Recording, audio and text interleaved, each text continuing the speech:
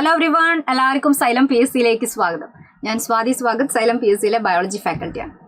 അപ്പോൾ എന്തായാലും P S C എക്സാമിനൊക്കെ വേണ്ടി തയ്യാറെടുക്കുന്നവർക്ക് ഇനി അങ്ങോട്ട് നല്ലൊരു പരീക്ഷ കാലമാണ് വരാൻ പോകുന്നത് അല്ലേ. അപ്പോൾ നമ്മൾ ഈ CPO എക്സാമുകൾ വരുന്നുണ്ട്, അതേപോലെ കമ്പനി ബോർഡ് LGS ഉണ്ട് അല്ലെ. അപ്പം അങ്ങനെ ഒരുപാട് എക്സാമുകളുടെ കാലമാണ്. അതിന് വേണ്ടിയിട്ടുള്ള തയ്യാറെടുപ്പൊക്കെ നല്ല അടിപൊളിയായിട്ട് എല്ലാവരും നടത്തിക്കൊണ്ടിരിക്കുകയായിരിക്കും അറിയാം. അപ്പോൾ ഈ എക്സാമിന്റെ ഇടയിൽ നിങ്ങൾക്ക് യൂസ്ഫുൾ ആവുന്ന രീതിയിൽ നമ്മൾ ബയോളജി ഭാഗത്തുനിന്ന് മനുഷ്യ ശരീരത്തെക്കുറിച്ചുള്ള പൊതുവായ അറിവ്, അങ്ങനെ ഒരു കാര്യം നമ്മൾ ഏത് സിലബസ് നോക്കിയാലും കാണൂലേ അല്ലെ. മനുഷ്യ ശരീരത്തെക്കുറിച്ചുള്ള പൊതുവായ അറിവ് എന്ന് കൊടുത്തിട്ടുണ്ടെങ്കിലും പഠിച്ചു വരുമ്പോൾ അത്യാവശ്യം കുറേ കാര്യങ്ങൾ നമ്മൾ കവർ ചെയ്യണം. മനുഷ്യ ശരീരത്തിലുള്ള പ്രധാനപ്പെട്ട എല്ലാ വ്യവസ്ഥകളും ഒക്കെ ആയിട്ട് ബന്ധപ്പെട്ട ക്വസ്റ്റ്യൻസ് ഒക്കെ നമ്മൾ സ്ഥിരം കാണുന്നതാണ്. ചില ഭാഗം എന്ന് പറയുമ്പോൾ ഈ എക്സാം ഒക്കെ വരുന്ന സമയത്ത് ഒരു +2 ലെവൽ എക്സാം ഒക്കെ ആണെങ്കിൽ അവിടെ ചില സ്പെഷ്യൽ ടോപ്പിക്കുകളിൽ ഇങ്ങനെയുള്ള ചില മനുഷ്യ ശരീരത്തിലെ ചില ഭാഗങ്ങൾ സ്പെഷ്യൽ ടോപ്പിക്കിലും കൂടെ ഇൻക്ലൂഡ് ചെയ്ത് പഠിച്ചെടുക്കേണ്ടതാണ്. പ്രത്യേകിച്ച് നമ്മൾ ശ്വസനം ഒക്കെ പഠിക്കുന്ന സമയത്ത് ശ്വസനം റിലേറ്റഡ് കാര്യങ്ങൾ സ്പെഷ്യൽ ടോപ്പിക്കിലും കൂടെ യൂസ്ഫുൾ ആവുന്നതാണ് അല്ലെ. അതേപോലെ അസ്ഥി പേശീനൊക്കെ പഠിക്കുമ്പോൾ, അസ്ഥികളെ പറ്റിയൊക്കെ പഠിക്കുമ്പോൾ അവിടെയുള്ള അസ്ഥി ഫ്രാക്ചർ ഉണ്ടാവുന്നത്, അസ്ഥിഭംഗങ്ങൾ, ഇങ്ങനെയുള്ളതൊക്കെ എപ്പോഴും സ്പെഷ്യൽ ടോപ്പിക്കിലും കൂടെ വേണ്ടതാണ്. ഓക്കെ, അതുകൊണ്ട് മനുഷ്യ ശരീരം എന്ന് പറയുന്നത് ഏത് PSC എക്സാം ആണെങ്കിലും ബയോളജി ഭാഗത്ത് ഒഴിവാക്കാൻ പറ്റാത്തൊരു ടോപ്പിക്കാണ്. നമ്മൾ എവിടെ നിന്ന് ക്വസ്റ്റ്യൻ ചോദിക്കുന്ന അറിയാത്തതുകൊണ്ട് എല്ലാത്തിനെയും കുറിച്ച് ഒരു പൊതുവായ ഒരു ധാരണ നമ്മൾ ഉണ്ടാക്കി വെക്കുക അല്ലെ. അപ്പൊ എന്തായാലും ഇന്നത്തെ ഒരു വീഡിയോയിൽ കൂടെ നമ്മൾ അത്യാവശ്യം മനുഷ്യ ശരീരത്തിനെ പറ്റി ഇതുവരെ ചോദിച്ചതും എല്ലാം ആയിട്ടുള്ള നമ്മൾ കാര്യങ്ങൾ കുറച്ചൊക്കെ ഒന്ന് കവർ ചെയ്യാൻ വേണ്ടി ശ്രമിക്കുകയാണെ. ഒരു സാധാരണ നമ്മളൊരു എക്സാമിന് മുന്നേ മാരത്തോൺ ഒക്കെ നടത്തല്ലേ. അപ്പൊ മാരത്തോണിലൊക്കെ ഉള്ളതുപോലെ വേഗം കുറച്ച് ക്വസ്റ്റ്യൻസും അതിന്റെ ആൻസേഴ്സ് ഇങ്ങനെ പറഞ്ഞു പോവാം. പഠിച്ചവർക്ക് റിവിഷൻ എന്നുള്ള രീതിയിൽ എന്തായാലും യൂസ്ഫുൾ ആവുന്ന ഉറപ്പാണ്. അപ്പൊ നമുക്ക് എന്തായാലും ഇനി കൂടുതൽ സംസാരിച്ച സമയം കളയാതെ എന്ത് ചെയ്യാം, നേരെ ക്ലാസ്സിലേക്ക് പോവാം. ഓക്കെ, റെഡി അല്ലേ? ക്ലിയർ. അപ്പൊ നോക്കാം. ഓക്കെ, ഒന്നാമത് തന്നെ എന്തായാലും മനുഷ്യ ശരീരമാണ്. സിമ്പിൾ ആയിട്ടുള്ള കുറച്ച് കാര്യങ്ങളൊക്കെ ചോദിച്ചുകൊണ്ട് അങ്ങ് തുടങ്ങാം അല്ലെ.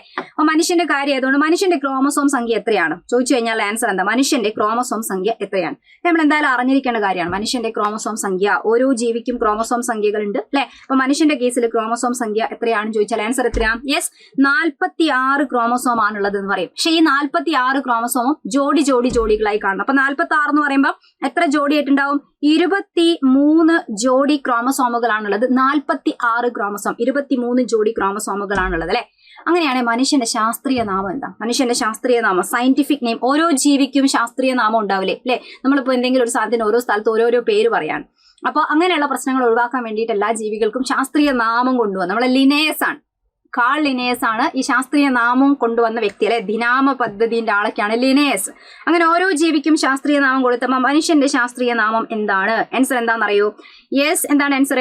ഹോമോ സാപ്പിയൻസ് എന്നതാണ് അല്ലെ. എന്താണ്? Homo sapiens. ഓക്കെ, ഒറ്റ ലൈനിൽ എഴുതുന്നതാണ് കേട്ടോ, സ്പേസ് ഇല്ലാത്തതുകൊണ്ട് ഇങ്ങനെ എഴുതിയുള്ളൂ. Homo sapiens. ഇനി മനുഷ്യ ശരീരത്തിലെ ഏറ്റവും വലിയ കോശം ഏതാ? മനുഷ്യന്റെ ശരീരമായിട്ട് ബന്ധപ്പെട്ട് ചോദിക്കാനുണ്ടോ? മനുഷ്യ ശരീരത്തിലെ ഏറ്റവും വലിയ കോശം ഏതാ? നമ്മുടെ ശരീരത്തിലെ ഏറ്റവും വലിയ കോശം ഏതെന്ന് ചോദിച്ചാൽ, മനുഷ്യൻ എന്ന് പറയുമ്പോൾ ആൺ പെൺ ആണെങ്കിൽ എല്ലാവരെയും മനുഷ്യൻ എന്നെടുത്തോണ്ട് പറയാൻ കേട്ടോ. ഏതാണ്? സ്ത്രീകളിൽ കാണപ്പെടുന്ന ബീജകോശമായ അണ്ഡകോശം അല്ലെ. സ്ത്രീന്റെ ബീജകോശത്തിനാണ് നമ്മൾ എന്ത് പറയാ? അണ്ഡകോശം എന്ന് പറയാം, ഓവം എന്ന് പറയുന്നത്. അതാണ് മനുഷ്യ ശരീരത്തിലെ ഏറ്റവും വലിയ കോശം. അങ്ങനെയാണെങ്കിൽ ചെറിയ കോശം ഏതാ? ഏറ്റവും ചെറിയ കോശം ഏതാ? പുരുഷന്റെ കേസിൽ, നമ്മൾ പുരുഷന്മാരുടെ കേസിൽ അവരുടെ ബീജകോശത്തിന്റെ പേരെന്താ?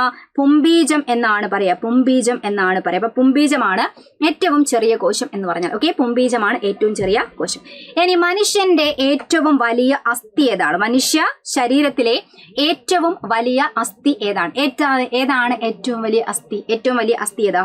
യെസ്, തുടയൽ അല്ലെ. തുടയലാണ് ഏറ്റവും വലിയ അസ്ഥി എന്ന് നോട്ട് ചെയ്ത് വെക്കുക. തുടയലിന് ഫീമർ എന്നുള്ള പേര് പറയാറുണ്ട്, അതും കൂടെ ഒന്ന് നോട്ട് ചെയ്ത് നന്നായിരിക്കും. ഫീമർ അഥവാ തുടയൽ. ഓക്കെ, ഇനി അപ്പൊ ഏറ്റവും നീളം കൂടിയ അസ്ഥി ഏതാന്ന് ചോദിച്ചു കഴിഞ്ഞാൽ, നീളം കൂടിയ എന്ന് ചോദിച്ചാലും ഏറ്റവും വലിയ എന്ന് ചോദിച്ചു കഴിഞ്ഞാൽ ഒറ്റൊരു ആൻസർ ആണ്, തുടയൽ അല്ലെങ്കിൽ ഫീമർ. ഓക്കെ, ഏറ്റവും ചെറിയ അസ്ഥി ഏതാ? അങ്ങനെയാണെങ്കിൽ ഏറ്റവും ചെറിയ അസ്ഥി ഏതാ? യെസ്, ചെവിക്കകത്ത് കാണപ്പെടുന്ന ഒരു അസ്ഥിയാണ് അല്ലെ. ചെവിക്കകത്ത് 3 അസ്ഥികളുണ്ട്, മാലിയസ്, ഇൻകസ്, സ്റ്റേപ്പിസ്. അപ്പൊ ആ കൂട്ടത്തിൽ ഏതാ? സ്റ്റേപ്പിസ് ആണ്. സ്റ്റേപ്പിസ്, S ഫോർ സ്മോൾ എന്ന് ആലോചിച്ചാൽ മതി അല്ലെ. സ്റ്റേപ്പിസ് ആണ് ഏറ്റവും ചെറിയ അസ്ഥി. ചെവിയിലുള്ള 3 തരം അസ്ഥികളുണ്ട്. ചെവിയിലുള്ള അസ്ഥികളെ നമ്മൾ പഠിക്കാൻ വേണ്ടിയിട്ട് എങ്ങനെയായിരുന്നു? യെസ്, ചെവിക്കകത്ത് കാണപ്പെടുന്ന അസ്ഥികളെ പറ്റി പറയാൻ വേണ്ടിയിട്ട് നമ്മൾ ഷോർട്ടായിട്ട് എങ്ങനെയാ പറയാ? ചെവിക്കകത്തുള്ള അസ്ഥി പഠിക്കാനാണ് മിസ് എന്ന് പറയുന്നത് അല്ലെ. മിസ് എന്ന് പറഞ്ഞാൽ എന്താ? M ഫോർ മാലിയസ് ആണ് അല്ലെ. മാലിയസ് ആണ്. ചുറ്റികയുടെ ആകൃതിയിൽ കാണപ്പെടുന്ന അസ്ഥി അല്ലെ. അതേപോലെ ഇൻകസ് എന്ന് പറയുന്ന അസ്ഥി ഉണ്ട്, ഇൻകസ് ഉണ്ട്, കൂടക്കല്ലിന്റെ ആകൃതിയിൽ കാണപ്പെടുന്ന അസ്ഥിയാണ്. ദെൻ സ്റ്റേപ്പിസ് എന്ന് പറയുന്നതാണ് 3ാമത്തെ തരം അസ്ഥി. കുതിര സവാരിക്കാരന്റെ പാദധാര, കുതിരന്റെ ആകൃതി ഒന്നും അല്ല കേട്ടോ, എഴുതാൻ സ്ഥലമില്ലാത്തതുകൊണ്ടാണ്. കുതിര സവാരിക്കാരന്റെ പാദധാര. കുതിര സവാരിക്കാരൻ എന്ന് പറഞ്ഞാൽ കുതിരപ്പുറത്ത് കയറുന്ന ആൾ. അയാൾ കയറി കഴിഞ്ഞാൽ അയാളെ കാലിങ്ങനെ വശത്ത് വെക്കാൻ വേണ്ടിയിട്ട് ഒരു ഭാഗം ഉണ്ട് അല്ലെ, അതാണ് അയാളുടെ പാദധാര, സ്റ്റിറപ്പ് എന്ന് പറയുന്നത്.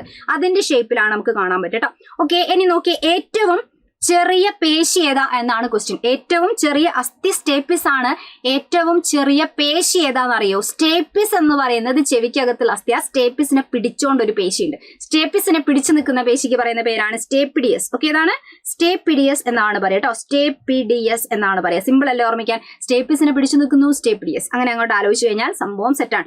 അങ്ങനെയാണെങ്കിൽ ഏറ്റവും നീളമേറിയ പേശി ഏതാണ്? വലിയ പേശിയാണ്. 2 ക്വസ്റ്റ്യൻ ആയിട്ട് കൊടുത്ത്. അസ്ഥിന്റെ കാര്യത്തിൽ വരുമ്പോൾ നീളമേറിയ അസ്ഥി, വലിയ അസ്ഥി എന്ന് പറഞ്ഞ ഒറ്റ ആൻസർ ആണ്, തുടയല് ഫീമർ. പക്ഷെ പേശീന്റെ കാര്യത്തിൽ നീളമേറിയ പേശി ഏതാണെന്നറിയോ? തുടയലാണ് ഏറ്റവും നീളം കൂടിയ അസ്ഥി അല്ലെ, വലിയ അസ്ഥി അല്ലെ. അതിനോട് ചേർന്ന് നിൽക്കുന്ന അസ്ഥി പേശിന്റെ പേരാണ് സാർട്ടോറിയസ്. ഓക്കെ, ഏതാണ്? സാർട്ടോറിയസ് എന്നതാണ് ഏറ്റവും നീളമേറിയ പേശി. ഇനി വലിയ പേശി ഏതാ? വലിയ പേശി എന്ന് പറഞ്ഞാൽ ഏതാ? വലിയത് ബട്ടക്സിൽ കാണപ്പെടുന്ന പേശി, നിതംബ പേശി അല്ലെ എന്ന് പറഞ്ഞാൽ അതിന്റെ ഒരു പേരുണ്ട്, നല്ലൊരു പേരുണ്ട്, ഗ്ലൂട്ടിയസ് മാക്സിമസ്. ഓക്കെ, ഏതാണ്? ഗ്ലൂട്ടിയസ് മാക്സിമസ് എന്നതാണ് ഇന്നത്തെ കാലത്ത് ട്രെൻഡിങ് ആണ് ഈ പേശി അല്ലെ, ഗ്ലൂട്ടിയസ് മാക്സിമസ്. നമ്മളെ നിതംബം വരെ നീണ്ടു നിൽക്കുന്ന മുടി എന്നൊക്കെ പറയുമ്പോൾ ബട്ടക്സ് ഭാഗമാണ്. എവിടെയാണ് ഉദ്ദേശിച്ചെന്ന് അറിയാലോ? യെസ്. ഇനി മനുഷ്യന്റെ ശരീര ഊഷ്മാവ് എത്രയാണ്?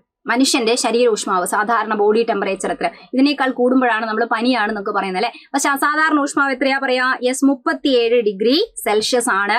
ഇനി ഫാരൻ ഹീറ്റിലും കൂടെ ഓർമ്മിച്ചു വെക്കുക, 98.6 ഡിഗ്രി ഫാരൻ ഹീറ്റ് എന്നാണ് പറയാ. ഡിഗ്രി സെൽഷ്യസിലാണെങ്കിൽ 37 ഡിഗ്രി സെൽഷ്യസ് എന്നാണ് പറയാ അല്ലെ. യെസ്. ഇനി രക്തസമ്മർദ്ദ നിരക്ക് എത്ര? ഇതെപ്പോഴും ചോദിക്കും അല്ലെ റീഡിംഗ് ഒക്കെ. മനുഷ്യന്റെ രക്തസമ്മർദ്ദ നിരക്ക് എന്ന് പറഞ്ഞാൽ BP ആണ്. BP എത്രയാണ്? BP എത്രയാ? നോർമൽ അളവാണ് ചോദിക്കുന്നത്. നോർമൽ അളവ് എത്രയാ? 120/80 mmHg. ഇങ്ങനെയല്ലേടാ നമ്മൾ പറയാറ് അല്ലെ? 120/80 mmHg എന്നതാണ് BP. അതിൽ 120 എന്ന് പറയുന്ന കൂടിയ പ്രഷറിന് നമ്മൾ എന്താ പറയാ? സിസ്റ്റോളിക് പ്രഷർ എന്നാണ് പറയുക അല്ലെ. സിസ്റ്റോളിക് പ്രഷർ എന്നതാണ് 120 എന്ന് പറയുന്ന റീഡിങ്ങിന്റെ അർത്ഥം. ഓക്കെ, ഹൃദയം സങ്കോചിക്കുമ്പോൾ കൂടുതൽ രക്തം പമ്പ് ചെയ്യപ്പെടുന്നു. ആ രക്തം പോയിട്ട് രക്തധമനികളിലൊക്കെ കൊടുക്കുന്ന പ്രഷറാണ് സിസ്റ്റോളിക് പ്രഷർ. 80 എന്ന് പറഞ്ഞാൽ എന്താ? ഡയസ്റ്റോളിക് പ്രഷർ എന്നതാണ് അല്ലെ. ഡയസ്റ്റോളിക് പ്രഷർ എന്നതാണ് 80. ഹൃദയം പൂർവ്വസ്ഥിതി പ്രാപിക്കുന്ന സമയത്ത് പുറത്തേക്ക് ഒഴുകുന്ന രക്തത്തിന്റെ അളവ് കുറവായിരിക്കും. അതാണ് ഡയസ്റ്റോളിക് പ്രഷർ എന്ന് പറഞ്ഞാൽ. Okay, yes. ഇനി അങ്ങനെയാണ് ഗ്ലൂക്കോസിന്റെ അളവ് എത്രയാ? ഗ്ലൂക്കോസിന്റെ അളവ് എത്ര? രക്തത്തിലെ ഗ്ലൂക്കോസിന്റെ അളവ് എത്രയാ എന്ന് ചോദിച്ചിരിക്കുന്നത്. ഇത്രയാണ്. എപ്പോഴും അളവൊക്കെ ചോദിക്കുമ്പോൾ, ഗ്ലൂക്കോസിന്റെ അളവൊക്കെ ചോദിക്കുമ്പോൾ ഒരു 100 മില്ലി ലിറ്റർ എത്രയുണ്ട് അത് വെച്ചിട്ടാണ് നമ്മൾ നോർമൽ പറയാം അല്ലെ. എത്ര വേണ്ടേ? പുതിയ ടെക്സ്റ്റ് അനുസരിച്ച് ഒന്ന് പഠിച്ചു വെക്കുക. 70 മുതൽ 100 മില്ലിഗ്രാം ആണ് കേട്ടോ. 100 ml ബ്ലഡിൽ 100 മില്ലി ലിറ്റർ രക്തം എടുത്താൽ 70/100 കൊടുക്കാം. 70/110 വെച്ചിട്ടായിരുന്നു നമ്മൾ പണ്ടൊക്കെ റീഡിംഗ് പഠിച്ചുകൊണ്ടിരുന്നത്. അപ്പൊ ഇത് നമ്മളൊരു ഫാസ്റ്റിങ്ങിലുള്ള റീഡിംഗ് വെച്ചിട്ടാണ് ഇപ്പൊ പുതിയ ബുക്കിലുള്ളത് കേട്ടോ. 70/100 കണക്കാക്കുക. കാരണം 100ൽ താഴ്ന്നിരിക്കണം. 100ന്റെ മുകളിലേക്ക് ഫാസ്റ്റിംഗ് നോക്കിക്കഴിഞ്ഞാൽ പ്രഭാത ഭക്ഷണത്തിന് മുൻപുള്ള റീഡിംഗ് ഒന്നും 100ന്റെ മുകളിലേക്ക് കൂടാൻ പാടില്ല. അതെപ്പോഴും ഒരു 126ന്റെ മുകളിലേക്കൊക്കെ കാണുവാണെങ്കിൽ പ്രമേഹ രോഗിയാണ് എന്ന് കൺഫേം ചെയ്യാണ് ചെയ്യുക. ഇനി ഭക്ഷണം കഴിച്ചതിന് ശേഷം എടുക്കുന്ന റീഡിംഗ് ആണെങ്കിലും അതും 140ന്റെ മുകളിലേക്ക് പോവാതിരിക്കുകയാണ് വേണ്ടത് കേട്ടോ. അപ്പൊ 70/100 ആലോചിച്ചോ. 110ന് പകരം 100 ആലോചിക്കുക. ഇനി 100 ഇല്ലെങ്കിൽ 110 പഴയ ഓപ്ഷൻ തന്നെ വരികയാണ്, നിങ്ങൾക്ക് സെലക്ട് ചെയ്യുക. രണ്ടും ഉണ്ടെങ്കിൽ ഈ പുതിയത് സെലക്ട് ചെയ്തു. പുതിയ ബുക്കിൽ 70/100 ആണ്. ഇനി കാൽസ്യത്തിന്റെ അളവ് എത്രയാ? നമ്മുടെ രക്തത്തിലെ കാൽസ്യത്തിന്റെ അളവ് ചോദിച്ചാൽ എത്രയാ? അതും ഒരു 100 മില്ലി ലിറ്ററിലുള്ള കാര്യമാണ് അല്ലെ പറയാ. അതെത്രയാ? 9 മുതൽ 11 മില്ലിഗ്രാം ആണ് പെർ 100 ml ബ്ലഡിൽ. 100 ml രക്തത്തിൽ 9-11 മില്ലിഗ്രാം ആണ് വരിക. ഓക്കെ, റെഡി അല്ലേ? അങ്ങനെയാണ് കൊളസ്ട്രോൾ അല്ലെ. ഒരാൾ ചെക്ക് ചെയ്യുന്ന സമയത്ത് അയാൾ എന്തായാലും ഷുഗറും പ്രഷറും കൊളസ്ട്രോൾ ഒക്കെ ചെക്ക് ചെയ്യൂലേ അല്ലെ. അപ്പൊ കൊളസ്ട്രോളിന്റെ അളവ് എത്രയാ വരുന്നത്? കൊളസ്ട്രോൾ എന്ന് പറഞ്ഞാൽ എത്രയാ? 200 ആണ്. 200 മില്ലിഗ്രാം വരെ എന്നാണ് പറയാ. ഓക്കെ, എത്രയിലാണ്? 100 ml തന്നെയാണ്. അപ്പൊ 200 മില്ലിഗ്രാം വരെ പാടുള്ളൂ. അതിൽ താഴ്ന്നിരിക്കണം എന്നാണ് അർത്ഥം. അതുവരെ വരാൻ പാടുന്ന വെച്ചാൽ 200ൽ താഴെ എന്ന് പറയാം കേട്ടോ. വരെ അല്ലെങ്കിൽ താഴെ എന്ന് പറയാം. 200ന്റെ മുകളിലായി കഴിഞ്ഞാൽ കൊളസ്ട്രോൾ കൂടുതലാണ് എന്നാണ് അർത്ഥം. കൊളസ്ട്രോൾ എന്ന് പറഞ്ഞാൽ എന്താ? കൊഴുപ്പിന്റെ ഒരു രൂപമാണ് കൊളസ്ട്രോൾ അല്ലെ. റെഡി അല്ലേ? യെസ്. അപ്പൊ ഇനി മനുഷ്യന്റെ ശരീരത്തിലെ മറ്റുള്ള കുറച്ച് കാര്യങ്ങൾ പറയുകയാണെങ്കിൽ പാൽപ്പല്ലൊക്കെ അറിയില്ലേ? പല്ല് അല്ലെ. പല്ലിന്റെ എണ്ണം പറയുമ്പോൾ എത്ര പല്ലുകൾ ഉണ്ടാവും എന്ന് പറയുമ്പോൾ പല്ല് തന്നെ 2 തരം അല്ലെ. ആദ്യം ഉണ്ടാകുന്ന പല്ലുകൾക്ക് നമ്മൾ പാൽപ്പല്ല് എന്ന് പറയും. Milk teeth. എത്ര എണ്ണം ഉണ്ടാവുക? കുഞ്ഞായിരിക്കുമ്പോൾ 20 നല്ല പാൽപ്പല്ലുകൾ ഉണ്ടാവും. അതൊക്കെ വേഗം കൊഴിഞ്ഞു പോവുകയൊക്കെ ചെയ്യും അല്ലെ. അത് കുറച്ച് കഴിയുമ്പോൾ ഒരു 6 മാസം ആവുന്ന സമയത്താണ് എന്ത് ചെയ്യുന്നത്? പല്ല് മുളയ്ക്കുന്നത് അല്ലെ. പല്ല് മുളയ്ക്കുന്നത് 6 മാസമാണ് കേട്ടോ. അതൊക്കെ പഠിച്ചു വെച്ചേക്കണം. അതൊക്കെ ചോദിക്കുന്നതാണ്. ഇനി 6 വയസ്സ് ഏകദേശം പറയാൻ കേട്ടോ. ഏകദേശം 6 വയസ്സാണെന്ത്? പല്ല് പല്ല് കൊഴിയുന്നത് പ്രായം എത്രയാന്ന് ചോദിച്ചാൽ 6 വയസ്സുമാണ്. അങ്ങനെ ആദ്യം ഉണ്ടാകുന്ന ഈ പല്ലുകൾക്ക് പാൽപ്പല്ലുകൾ എന്നാണ് പറയാ. 20 എണ്ണാണ് ഉണ്ടാവുക. പിന്നെ അതൊക്കെ പോയാൽ പിന്നെ വരുന്ന പല്ലിനെയാണ് നമ്മൾ സ്ഥിരദന്തങ്ങൾ, പെർമനന്റ് ടീത്ത് എന്ന് പറയാം. അത് എത്ര ഉണ്ടാവുക? 32 പല്ലുകളാണ് ഉണ്ടാവുക അല്ലെ. അപ്പൊ പ്രായപൂർത്തിയായ മനുഷ്യന്റെ പല്ല് എത്ര, അല്ലെ സ്ഥിരദന്തങ്ങളുടെ എണ്ണം എത്ര, അല്ലെങ്കിൽ പല്ലിന്റെ എണ്ണം എത്ര എന്ന് ചോദിച്ചാലും ഈ ലാസ്റ്റ് ഉണ്ടാകുന്ന പല്ലിനെയാണ് അവർ ഉദ്ദേശിക്കുന്നത്. പാൽപ്പല്ലാണെങ്കിൽ എടുത്തു ചോദിക്കും. 32 പല്ലാണ്. ഇത് പോയാൽ പിന്നെ പുതിയത് ഉണ്ടാവില്ല. അതുകൊണ്ട് തന്നെ ഈ പല്ലിനെ നമ്മൾ സംരക്ഷിക്കുക എന്ന് പറയേണ്ടത് നമ്മുടെ ഉത്തരവാദിത്തമാണ് അല്ലെ. അപ്പൊ നന്നായിട്ട് പല്ല് ബ്രഷ് ചെയ്യാന്നുള്ളതും രാത്രിയൊക്കെ ബ്രഷ് ചെയ്യാന്നുള്ളത് പ്രധാനമാണ്. പിന്നെ അടിയൊന്നും കിട്ടി പല്ല് പോയി കഴിഞ്ഞാലൊന്നും ഉണ്ടാവില്ല. അതുകൊണ്ട് നമ്മൾ സ്വഭാവമൊക്കെ റെഡിയാക്കുക എന്നുള്ളതൊക്കെ മെയിൻ ആയ സംഭവമാണ് അല്ലെ. Okay yes. അല്ലെങ്കിൽ നമ്മളെ എല്ലിന്റെ എണ്ണം കൂടും പല്ലിന്റെ എണ്ണം കുറയുന്നൊക്കെയല്ലേ പറയാം. അപ്പൊ എന്തായാലും സ്ഥിരദന്തങ്ങളുടെ എണ്ണമാണ് 32 പല്ല്. അപ്പൊ മുതിർന്നവരുള്ള ഇനി അടുത്ത എന്താ, അസ്ഥിന്റെ കേസ് ചോദിക്കുന്നു. മുതിർന്നവരിലുള്ള ആകെ അസ്ഥി എത്രയാണ്? മുതിർന്നവരിലുള്ള ആകെ അസ്ഥി അല്ലെ പ്രായപൂർത്തി എന്നൊക്കെ പറയട്ടോ. പ്രായപൂർത്തി മുതിർന്നവർ എന്നൊക്കെ പറഞ്ഞാൽ റെഡി തന്നെ അല്ലെ. എത്ര അസ്ഥികളാണ് ഉണ്ടാവുക? 206 അസ്ഥികൾ ആണ് ഉണ്ടാവുക. 206. 200ക്കോ ഒരു 6ന്റെ അടുത്തിരുന്ന് 200ക്കോ എന്നാണ് പറയുക അല്ലെ. 206 അസ്ഥികളാണ് ഉണ്ടാവുക. അപ്പം കുട്ടികളിൽ അല്ലെങ്കിൽ ജനന സമയത്ത് എത്ര അസ്ഥി ഉണ്ടാവും എന്ന് ചോദിച്ചു കഴിഞ്ഞാൽ ആൻസർ എത്ര? ജനന സമയത്ത് എത്രയാ? ഏകദേശം 300 അല്ലെ. 300 എന്ന് പറയുന്ന നമ്പറാണ് കേട്ടോ. ജനന സമയത്ത് 300ഓളം അസ്ഥികൾ ഉണ്ടാവും. വലുതാവുന്നതിനനുസരിച്ച് ഓരോ ചെറിയ ചെറിയ അസ്ഥികളൊക്കെ ചിലപ്പോൾ ജോയിൻ ചെയ്ത് അവസാനം ആകെ മൊത്തം ടോട്ടൽ അവസാനത്തേക്ക് 206 അസ്ഥികളാണ് ഉണ്ടാവുക. ഓക്കെ റെഡി അല്ലേ? യെസ്. അപ്പൊ അങ്ങനെയാണെങ്കിൽ ഇതിൽ ഇങ്ങോട്ട് വരുന്നുണ്ടാവട്ടോ ഓരോന്നൊക്കെ. പിന്നെ നമുക്ക് ഇവിടെ തന്നെ ജസ്റ്റ് ഒന്ന് പറഞ്ഞിട്ട് പോവാം. ആകെ അസ്ഥി അങ്ങനെയാണെങ്കിൽ ആകെ പേശി എത്രയാ? ആകെ പേശീന്റെ എണ്ണം ചോദിച്ചു കഴിഞ്ഞാൽ എത്ര ഉണ്ടാവും? ആകെ പേശികൾ എത്രയാന്ന് ചോദിച്ചാൽ എത്രയാ? 639 പേശിയാണ് ആകെയാണ് അല്ലെ. 6 + 3 9 എന്ന് ആലോചിച്ച പോരെ. 639. അസ്ഥിന്റെ എണ്ണം അവസാനിക്കുന്ന 6ൽ നിന്നും എന്ത് ചെയ്യാണ്? പേശീന്റെ എണ്ണം ആരംഭിക്കുകയാണ്. എല്ലാത്തിനും ഒരു 6 ആണ് അല്ലെ. ഓക്കെ റെഡി അല്ലേ? യെസ്. 639 ആണ് ഉള്ളത്. ഇനി ആ ഏറ്റവും വലിയ ഗ്രന്ഥി ഏതാ? നമ്മുടെ ശരീരത്തിലെ ഏറ്റവും വലിയ ഗ്രന്ഥി ഏതാന്ന് ചോദിച്ചാൽ ആൻസർ എന്താ? ഏറ്റവും വലിയ ഗ്രന്ഥി എപ്പോഴും ചോദിക്കുന്ന ആൻസർ ആണ്. സിമ്പിൾ സംഭവമാണ്. ഇതാ കരളാണ് അല്ലെ. കരളാണ് ഏറ്റവും വലിയ ഗ്രന്ഥി. കരളിനെ പറ്റി വളരെ ഇമ്പോർട്ടന്റ് ആയിട്ട് ചോദിക്കുന്ന ഒരു സംഭവം, അടുത്തൊക്കെ എക്സാമിന് ചോദിച്ചൊരു സംഭവമാണ്. കരളുമായിട്ട് ബന്ധപ്പെട്ട് ചോദിച്ചൊരു സംഭവമാണ്. ഏതാണെന്നറിയോ? യെസ്. മനുഷ്യ ശരീരത്തിൽ യൂറിയ അല്ലെ, യൂറിയ നിർമ്മിക്കുന്ന അവയവം ഏത്? യൂറിയ നിർമ്മിക്കുന്ന അവയവം ഏത് എന്ന് ചോദിച്ചാലുള്ള ആൻസർ ആണ് എന്ത്? കരൾ അല്ലെ. മനുഷ്യ ശരീരത്തില് യൂറിയ നിർമ്മിക്കുന്ന അവയവമാണ് കരൾ. യൂറിയ എങ്ങനെ നിർമ്മിക്കുന്നു എന്ന് ചോദിച്ചാൽ എങ്ങനെയാ? അമോണിയന്റെ കൂടെ കാർബൺ ഡൈ ഓക്സൈഡ് പ്ലസ് ജലം എല്ലാം കൂടെ ചേരുന്ന സമയത്താണ് എന്തായി മാറുന്നത്? യൂറിയ ആയിട്ട് മാറുന്നത്. അമോണിയ എന്ന് പറയുന്നത് ശരീരത്തിൽ ഉണ്ടാകുന്ന വിഷാംശമാണ്. എന്ന് വെച്ചാൽ ശരീരത്തിലെ അമിനോ ആസിഡ്, ന്യൂക്ലിക് ആസിഡ് ഇതിന്റെയൊക്കെ ഉപാപചയം നടക്കുമ്പോൾ നമ്മുടെ ശരീരത്തിൽ ഉണ്ടാകുന്ന ഒരു വിഷവസ്തുവാണ് അമോണിയ. ഉടനെ ഈ അമോണിയനെ രക്തത്തിലൂടെ കരളിന്റെ അടുത്തേക്ക് എത്തിക്കുകയാണ്. കരൾ ഏറ്റെടുക്കും. കരള് ഇതിനെ കാർബൺ ഡൈ ഓക്സൈഡും ജലവുമായിട്ടൊക്കെ ചേർത്തുകൊണ്ട് യൂറിയ ആക്കി മാറ്റുകയാണ് ചെയ്യുന്നത്. അപ്പൊ യൂറിയ വിഷവസ്തു അല്ലേന്ന് ചോദിച്ചാൽ യൂറിയ അമോണിയന്റെ അത്ര പ്രശ്നക്കാരനല്ല. ഓക്കെ. പിന്നെ എന്ത് ചെയ്യാണ്? ഈ യൂറിയനെ നമ്മൾ സാവധാനം എന്ത് ചെയ്യണം? പുറന്തള്ളണം അല്ലെ. യൂറിയനെ നമ്മൾ പുറന്തള്ളണം. ശരീരത്തിൽ വെച്ചോണ്ടിരിക്കാൻ പറ്റുന്ന സംഭവമൊന്നുമല്ല. അവിടെ എഴുതട്ടെ ജസ്റ്റ് പോയിന്റ്. അപ്പൊ യൂറിയനെ നിർമ്മിക്കുന്നത് ആരാന്ന് ചോദിച്ചാൽ കരളാണ്. അമോണിയ എവിടെ ഉണ്ടാവുന്നു? കോശങ്ങളിൽ ഉണ്ടാവുന്ന അമോണിയന രക്തത്തിലൂടെ കരളിൽ എത്തിച്ച് അമോണിയ യൂറിയാക്കി മാറ്റുന്നു. അപ്പൊ യൂറിയനെ നിർമ്മിക്കുന്ന കരളാണ്. ഈ യൂറിയനെ പിന്നെ നമ്മൾ സാവധാനത്ത് പുറന്തള്ളണം. അപ്പൊ യൂറിയ പുറന്തള്ളാൻ സഹായിക്കുന്നത് ആരാന്ന് ചോദിച്ചാൽ, പുറന്തള്ളാൻ സഹായിക്കുന്നത് ആരാണ് എന്ന് ചോദിച്ചാൽ സഹായിക്കുന്ന ഏതാണ്? ആരായിരിക്കും? യെസ്, വൃക്കയാണ് കേട്ടോ. ആൻസർ വൃക്കയാണ്. എന്ന് പറഞ്ഞാൽ എങ്ങനെയാ? മൂത്രത്തിന്റെ രൂപത്തിൽ, മൂത്രത്തിലൂടെ യൂറിയനെ പുറന്തള്ളാം. രക്തത്തിന് അരിച്ച് ശുദ്ധീകരിക്കുന്ന വൃക്ക മൂത്രത്തിലൂടെ യൂറിയനെ പുറന്തള്ളാണ് ചെയ്യുക. Okay ready? ക്ലിയർ ആണെന്ന് വിചാരിക്കുന്നു കേട്ടോ. ഇനി ഏറ്റവും വലിയ അവയവം ഏതാണ്? ഏറ്റവും വലിയ അവയവം ഏതാണ്? ഏതാണ് നമ്മുടെ ശരീരത്തിലെ ഏറ്റവും വലിയ അവയവം? കരളാണോ? കരൾ ശരീരത്തിന്റെ ഉള്ളിലല്ലേ ഉള്ളത്. ശരീരം മൊത്തം വ്യാപിച്ചു കിടക്കുന്ന ആരുണ്ട്? നമ്മളെ ത്വക്കില്ലേ. അപ്പൊ ത്വക്കാണ് ഏറ്റവും വലിയ അവയവം അല്ലെ. അപ്പൊ ത്വക്ക് എന്ന് പറയുന്നത് ശരീരത്തിന് പുറത്താണ്, കരൾ ഉള്ളിലുമാണ്. അപ്പൊ മൊത്തത്തിൽ എടുക്കുമ്പോൾ ഏറ്റവും വലുത് നമ്മളെ ത്വക്കാണ്. 2ാം സ്ഥാനത്താണ് ഏറ്റവും വലിയ 2ാമത്തെ അവയവം ചോദിച്ചാലാണ് ഇത് നമ്മളെ കരൾ ആൻസർ വരും. ഓക്കെ. പക്ഷെ കരൾ ഉള്ളിലുള്ളതാണ്. ഉള്ളിലുള്ളവരെ മാത്രം പരിഗണിക്കുന്ന സമയത്ത് അത് ഏറ്റവും വലിയ ആന്തരവയവമായിട്ട് ആര് തന്നെ മാറും? കരൾ തന്നെ ആയിട്ട് മാറും. ഓക്കെ. കരൾ വ്യത്യാസം മനസ്സിലായോ? മൊത്തത്തിലുള്ള അവയവം എടുക്കുമ്പോൾ പുറമെ ഉള്ളിൽ നിന്നൊന്നും നോക്കാതെ എടുക്കുമ്പോൾ നമ്മളെ ത്വക്കാണ് ഏറ്റവും വലുത്. 2ാം സ്ഥാനത്താണ് കരൾ. കരൾ നമ്മളെ ഉള്ളിലുള്ള അവയവമാണ്. അപ്പൊ ഉള്ളിലുള്ളവരെ മാത്രം പരിഗണിക്കുമ്പോൾ ത്വക്ക് എടുക്കേണ്ട ആവശ്യമില്ല അല്ലെ. അപ്പൊ ഏതാണ്? കരളാണ് ഏറ്റവും വലിയ ആന്തരിക അവയവമായിട്ട് വരിക. മൊത്തത്തിൽ അവയവം എടുക്കുമ്പോൾ 2ാം സ്ഥാനത്താണ് നമ്മുടെ കരളിന്റെ സ്ഥാനം. ക്ലിയർ? ഓക്കെ. ത്വക്ക് എന്ന് പറഞ്ഞാൽ എന്താ? നമ്മുടെ സ്കിന്നാണ് അല്ലെ. തൊലി. ത്വക്ക് സ്കിന്നാണ്. ഇത് കണ്ടില്ലേ? വിവിധ തരം പല്ലൊക്കെ ഒന്ന് പഠിച്ചു വെച്ചേക്കട്ടെ. എപ്പോഴും ചോദിക്കുന്നതാണ്, ഇടയ്ക്കിടയ്ക്കൊക്കെ ചോദിക്കുന്നതാണ്. വ്യത്യസ്ത തരം പല്ലെന്ന് പറയുമ്പോൾ നമ്മുടെ വായ്ക്കകത്തുള്ള ഉളിപ്പല്ല്, കോമ്പല്ല്, അഗ്രചർവണകം, ചർവണകം അല്ലെ. ഇങ്ങനെയാണ് ഓരോരോ ടൈപ്പ് പല്ലുള്ളത്. അപ്പൊ എണ്ണം എപ്പോഴും നിർബന്ധമായിട്ടും പഠിച്ചു വെച്ചേക്കുക. ഉളിപ്പല്ലിന്റെ ഒക്കെ എണ്ണം പുതിയ ടെക്സ്റ്റ് ബുക്കിലുള്ള ഒരു സ്ലൈഡാണ് ഈ കാണുന്നത്. ഇത് നിങ്ങൾക്ക് കൺഫ്യൂഷൻ ഉണ്ടാക്കാൻ സാധ്യതയുണ്ട്. ഉളിപ്പല്ലിന്റെ ഒക്കെ എണ്ണം ചോദിക്കുമ്പോൾ നമ്മളെ മുന്നിൽ ഇവിടെയുള്ള ഈ 4 പല്ല് മുകളിലും താഴെയും, മുകളിൽ 4 ഉണ്ട്, താഴെ 4 ഉണ്ട്, മുകളിലും താഴെയുമായി 4 വീതം എന്നാ കൊടുത്തത്. ഈ 4 എന്ന് മാത്രം പഠിച്ചു വെച്ച് കഴിഞ്ഞാൽ തെറ്റിപ്പോ. 4 വീതം എന്ന് പറഞ്ഞാൽ എണ്ണം അവിടെ തന്നെ എടുത്ത് പഠിക്കുക, 8 ആണ് കേട്ടോ. 4 വീതം 8.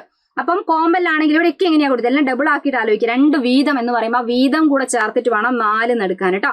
ഇനി കോമ്പലിന്റെ എണ്ണമാണത്. ഇനി അഗ്രചർവണകം എന്ന് പറഞ്ഞാൽ എന്താ, 4 പല്ലുകൾ വീതം എന്ന് പറയുമ്പോൾ എഗെയിൻ 8 ആണ് വരിക. ദെൻ താഴെയുമായിട്ട് ചർവണകം എന്ന് പറയുന്ന സമയത്ത് എത്രയാ, 12 പല്ലുകൾ. ഓക്കെ, 6 പല്ലുകൾ വീതം എന്ന് പറയുമ്പോൾ 12 പല്ലാണ് ഉണ്ടാവുക. ഇതിൽ ഓരോന്നിന്റെ ധർമ്മം ചോദിക്കാറുണ്ട് അല്ലെ. ഉളിപ്പല്ല് എന്ന് പറയുന്ന മുന്നിലുള്ള പല്ലെന്തിനാ, ആഹാര വസ്തുവിനെ കടിച്ചു മുറിക്കാൻ വേണ്ടിയിട്ടാണ്, കടിച്ചു മുറിക്കാൻ. ദെൻ കോമ്പലാണെങ്കിൽ എന്തിനാ, ആഹാര സാധനം കടിച്ചു കീറാനാണ്. ഓക്കെ, ദെൻ അഗ്രചർവണകവും ചർവണകവും എന്തിനാണ്, ആഹാര സാധനം ചവച്ചരയ്ക്കാൻ, ഉള്ളിലേക്കുള്ള പരന്ന പല്ലാണ്. അപ്പൊ ആഹാര സാധനം ചവച്ചരയ്ക്കാനൊക്കെ വേണ്ടിയിട്ടാണ് എന്ത് ചെയ്യുന്നത്, സഹായിക്കുന്നത്. ക്ലിയർ ആണെന്ന് വിചാരിക്കുന്നു. Okay, ready, yes. ഇനി ബാക്കിയുള്ള കുറച്ചും കൂടെ ക്വസ്റ്റ്യനിലേക്ക് പോലെ. സിറോസിസ് എന്ന് കേട്ടിട്ടുണ്ടാവല്ലോ, സിറോസിസ്. ഓക്കെ, സിറോസിസ് എന്ന് പറയുമ്പോൾ നമ്മൾ ഓൾറെഡി ലിവർ സിറോസിസ് തന്നെയാണ് പറയല്ലേ. മദ്യപാനം കൊണ്ടൊക്കെ നമുക്ക് ലിവറിലെ കോശങ്ങളൊക്കെ, കരളിലെ കോശങ്ങളൊക്കെ പൂർണ്ണമായി നശിച്ചു പോകുന്ന അവസ്ഥയിലേക്ക് എത്തും. സാധാരണ നശിച്ചുപോയ കോശങ്ങളെ പുനർനിർമ്മിക്കാനുള്ള കഴിവിലെ, കോശം പുനർനിർമ്മിക്കാനുള്ള കഴിവ്, പുനരുൽപാദനം ശേഷി ഉള്ള അവയവം ആണ് ഏത്, നമ്മളെ കരളെന്ന് പറഞ്ഞാൽ അല്ലെ. പുനരുൽപാദന ശേഷിയുള്ള അവയവമാണ് ശരിക്കും എന്ത്, കരളെന്ന് പറഞ്ഞാൽ. ഓക്കെ, പക്ഷെ നോക്കിയേ, മദ്യപിക്കുന്ന ഓൾറെഡി നമ്മുടെ ശരീരത്തിൽ വിഷവസ്തുക്കളൊക്കെ ഉണ്ടാവുമ്പോഴും പുറമേ നിന്ന് വരുന്ന സമയത്ത് കരള് അതുമായിട്ട് പ്രവർത്തിച്ച് വിഷാംശം ഇല്ലാതാക്കാൻ ശ്രമിക്കുമ്പോൾ കരളിലെ കോശങ്ങൾ നശിച്ചുപോകും. പക്ഷെ അതിന് സ്വന്തമായിട്ട് നിർമ്മിക്കാനുള്ള കഴിവുണ്ട്. പക്ഷേ ആ സമയത്ത് മദ്യപിക്കുന്ന ശീലമുള്ള ആൾക്കാരാണെങ്കിൽ ആൽക്കഹോളിന്റെ സാന്നിധ്യം കൂടെ നമ്മുടെ ബോഡിയിൽ വരുമ്പോൾ കരളിലെ കോശങ്ങൾ പെട്ടെന്ന് നശിച്ചു പോകാൻ കാരണമായിട്ട് മാറും. അങ്ങനെ ലിവർ സിറോസിസ് അല്ലെ, കരളിലെ കോശങ്ങളൊക്കെ നശിച്ചു പോകുന്ന രോഗമായിട്ട് മാറാണ്. കരൾ ഫെയിലിയർ ആയി പോകും. അതിനെയാണ് നമ്മൾ സിറോസിസ് എന്ന് പറയുന്നത്. അപ്പൊ ബാധിക്കുന്ന ഭാഗം ഏതാന്ന് ചോദിച്ചാൽ ഏതാ, കരളാണ്, ലിവറാണ് അല്ലെ. യെസ്. ഇനി കാഴ്ചയെക്കുറിച്ചുള്ള ബോധമുളവാക്കുന്ന തലച്ചോറിന്റെ ഭാഗം ഏതാ, കാഴ്ചയെക്കുറിച്ചുള്ള ബോധമുളവാക്കുന്ന തലച്ചോറിന്റെ ഭാഗം ഏതാണെന്നറിയോ, ഏതാ? യെസ്, നമുക്ക് സെറിബ്രം എന്ന് പറയാം, അല്ലെങ്കിൽ കറക്റ്റ് ആയിട്ട് ഇപ്പൊ ഒരു വാക്കുണ്ട്, വിഷ്വൽ കോർട്ടെക്സ് എന്നാണ് പറയാട്ടോ. വിഷ്വൽ കോർട്ടെക്സ് എന്നതാണ് ആ ഭാഗത്തിന്റെ കറക്റ്റ് പേര്, വിഷ്വൽ കോർട്ടെക്സ്, അല്ലെങ്കിൽ സെറിബ്രത്തിലാണ് കാണപ്പെടുന്നത്, വിഷ്വൽ കോർട്ടെക്സ് എന്നാണ് പറയുക. ഇനി രക്തം കട്ട പിടിക്കുന്നതിന് സഹായിക്കുന്ന പ്ലാസ്മയിലുള്ള പ്രോട്ടീൻ ഏതാണെന്നറിയോ? രക്തം കട്ട പിടിക്കാൻ സഹായിക്കുന്ന നമ്മുടെ പ്ലാസ്മയിലുള്ള പ്രോട്ടീൻ ഏതാ? രക്തം കട്ട പിടിക്കാൻ സഹായിക്കുന്ന പ്ലാസ്മ പ്രോട്ടീൻ ഏതാന്ന് ചോദിച്ചാൽ ഇതാ, കട്ട പിടിക്കാൻ സഹായിക്കുന്നതിന്റെ പേരാണ് ഇത്, ഫൈബ്രിനോജൻ അല്ലെ. ഫൈബ്രിനോജൻ എന്ന് പറയുന്നതാണ് രക്തം കട്ട പിടിക്കാൻ സഹായിക്കുന്നത്. അങ്ങനെയാണെങ്കിൽ രക്തസമ്മർദ്ദം ചോദിക്കട്ടെ. അപ്പൊ ഒറ്റ ക്വസ്റ്റിന് കൂടെ ബാക്കിയുള്ള കൂടെ നമ്മൾ ആലോചിക്കാൻ വേണ്ടിയിട്ടാണ്. രക്തസമ്മർദ്ദം എന്ന് പറയുന്ന സമയത്ത് ഏതാണ്? യെസ്, ആൽബം നോക്കുമ്പോൾ രക്തസമ്മർദ്ദം കൂടും അല്ലെ. അപ്പൊ ആൽബുമിൻ എന്ന് പറയുന്നതാണ്. ദെൻ നെക്സ്റ്റ് ഏതാ, രക്തം കട്ട പിടിക്കുന്നത് ഫൈബ്രിനോജൻ ആണ്. രക്തസമ്മർദ്ദമായിട്ട് ബന്ധപ്പെട്ട് ആൽബുമിൻ ആണ്. ഇനി രോഗപ്രതിരോധം, ഓക്കെ, ഏതാണ്? രോഗപ്രതിരോധത്തിന് സഹായിക്കുന്നതാണെങ്കിൽ ഏതാണ്? ഗ്ലോബുലിൻ എന്ന് പറയുന്നതാണ്. ഗ്ലോബ് എടുത്തിട്ട് എറിഞ്ഞ് പ്രതിരോധിക്കാം അല്ലെ, ഗ്ലോബുലിൻ എന്ന് പറയുന്നതാണ്. ഓർത്തു വെച്ചോ, റെഡിയാണോ? ക്ലിയർ. ഇനി മനുഷ്യ ഹൃദയത്തിലെ ഏത് അറയ്ക്കാണ് ഏറ്റവും കട്ടി കൂടിയ ഭിത്തി ഉള്ളത്? ഏറ്റവും കട്ടി കൂടിയ ഭിത്തി ഉള്ളതായിരിക്കാണ് വെൻട്രിക്കിളിനാണ് അല്ലെ. ഏതാണ്? വെൻട്രിക്കിളിനാണ് ഏറ്റവും കട്ടി കൂടിയ ഭിത്തി കാണപ്പെടുന്നത്. അപ്പം ഓറിക്കിൾ അല്ലെങ്കിൽ ഏട്രിയം എന്ന് പറയുന്ന അറകളും മുകളിലുണ്ട്, താഴെയുള്ളതാണ് വെൻട്രിക്കിളിനാണ് ഏറ്റവും കട്ടി കൂടുതൽ. അതേപോലെ ബാധിക്കുന്ന അവയവം ചോദിക്കുന്നതാണ്, ഹെപ്പറ്റൈറ്റിസ് ബാധിക്കുന്ന അവയവം ഏതാണ്? ഹെപ്പറ്റൈറ്റിസ് ആരെയാ ബാധിക്കുന്നത്? യെസ്, കരളിനെ തന്നെയാണ് അല്ലെ, കരൾ. അതേപോലെ ചിലപ്പോൾ ചോദിച്ചേക്കാം മഞ്ഞപ്പിത്തം ബാധിക്കുന്നത് എന്നും ചോദിക്കാം. ഹെപ്പറ്റൈറ്റിസ് വന്നാലുള്ള ഒരു ലക്ഷണമാണ് ശരിക്കും മഞ്ഞപ്പിത്തം അല്ലെ. അപ്പൊ മഞ്ഞപ്പിത്തം ബാധിക്കുന്ന അവയവം ഏതാന്ന് ചോദിച്ചു കഴിഞ്ഞാലും കരൾ പറയും. ശരിക്കും ഹെപ്പറ്റൈറ്റിസിന്റെ മലയാളം അല്ല മഞ്ഞപ്പിത്തം. മഞ്ഞപ്പിത്തത്തിന് നമ്മൾ ജോണ്ടിസ് എന്ന് പറയും. ഹെപ്പറ്റൈറ്റിസ് ഓക്കെ, ഹെപ്പറ്റൈറ്റിസ് എന്ന് പറയുന്നത് രോഗം വന്നു കഴിഞ്ഞാൽ കരളിനെ ബാധിച്ചിട്ടുണ്ടാവുന്ന അവസ്ഥയാണ് ശരിക്കും മഞ്ഞപ്പിത്തം എന്ന് പറഞ്ഞാൽ. ഓക്കെ, ഹെപ്പറ്റൈറ്റിസിനെ നിങ്ങൾ കേട്ടിട്ടുണ്ടാവും. ഹെപ്പറ്റൈറ്റിസിന്റെ എ ഉണ്ട്, ബി ഉണ്ട്, സി ഉണ്ട്, ഡി ഉണ്ട്, ഇ ഉണ്ട് അല്ലെ. അപ്പൊ ഈ കൂട്ടത്തിൽ എയും ഇയും ഏതിൽ കൂടിയാ? വാട്ടറിൽ കൂടെ, ജലത്തിലൂടെ പകരുന്നതാണ്. വെള്ളത്തിലെ സ്പെല്ലിംഗ് എന്തൊക്കെയാ?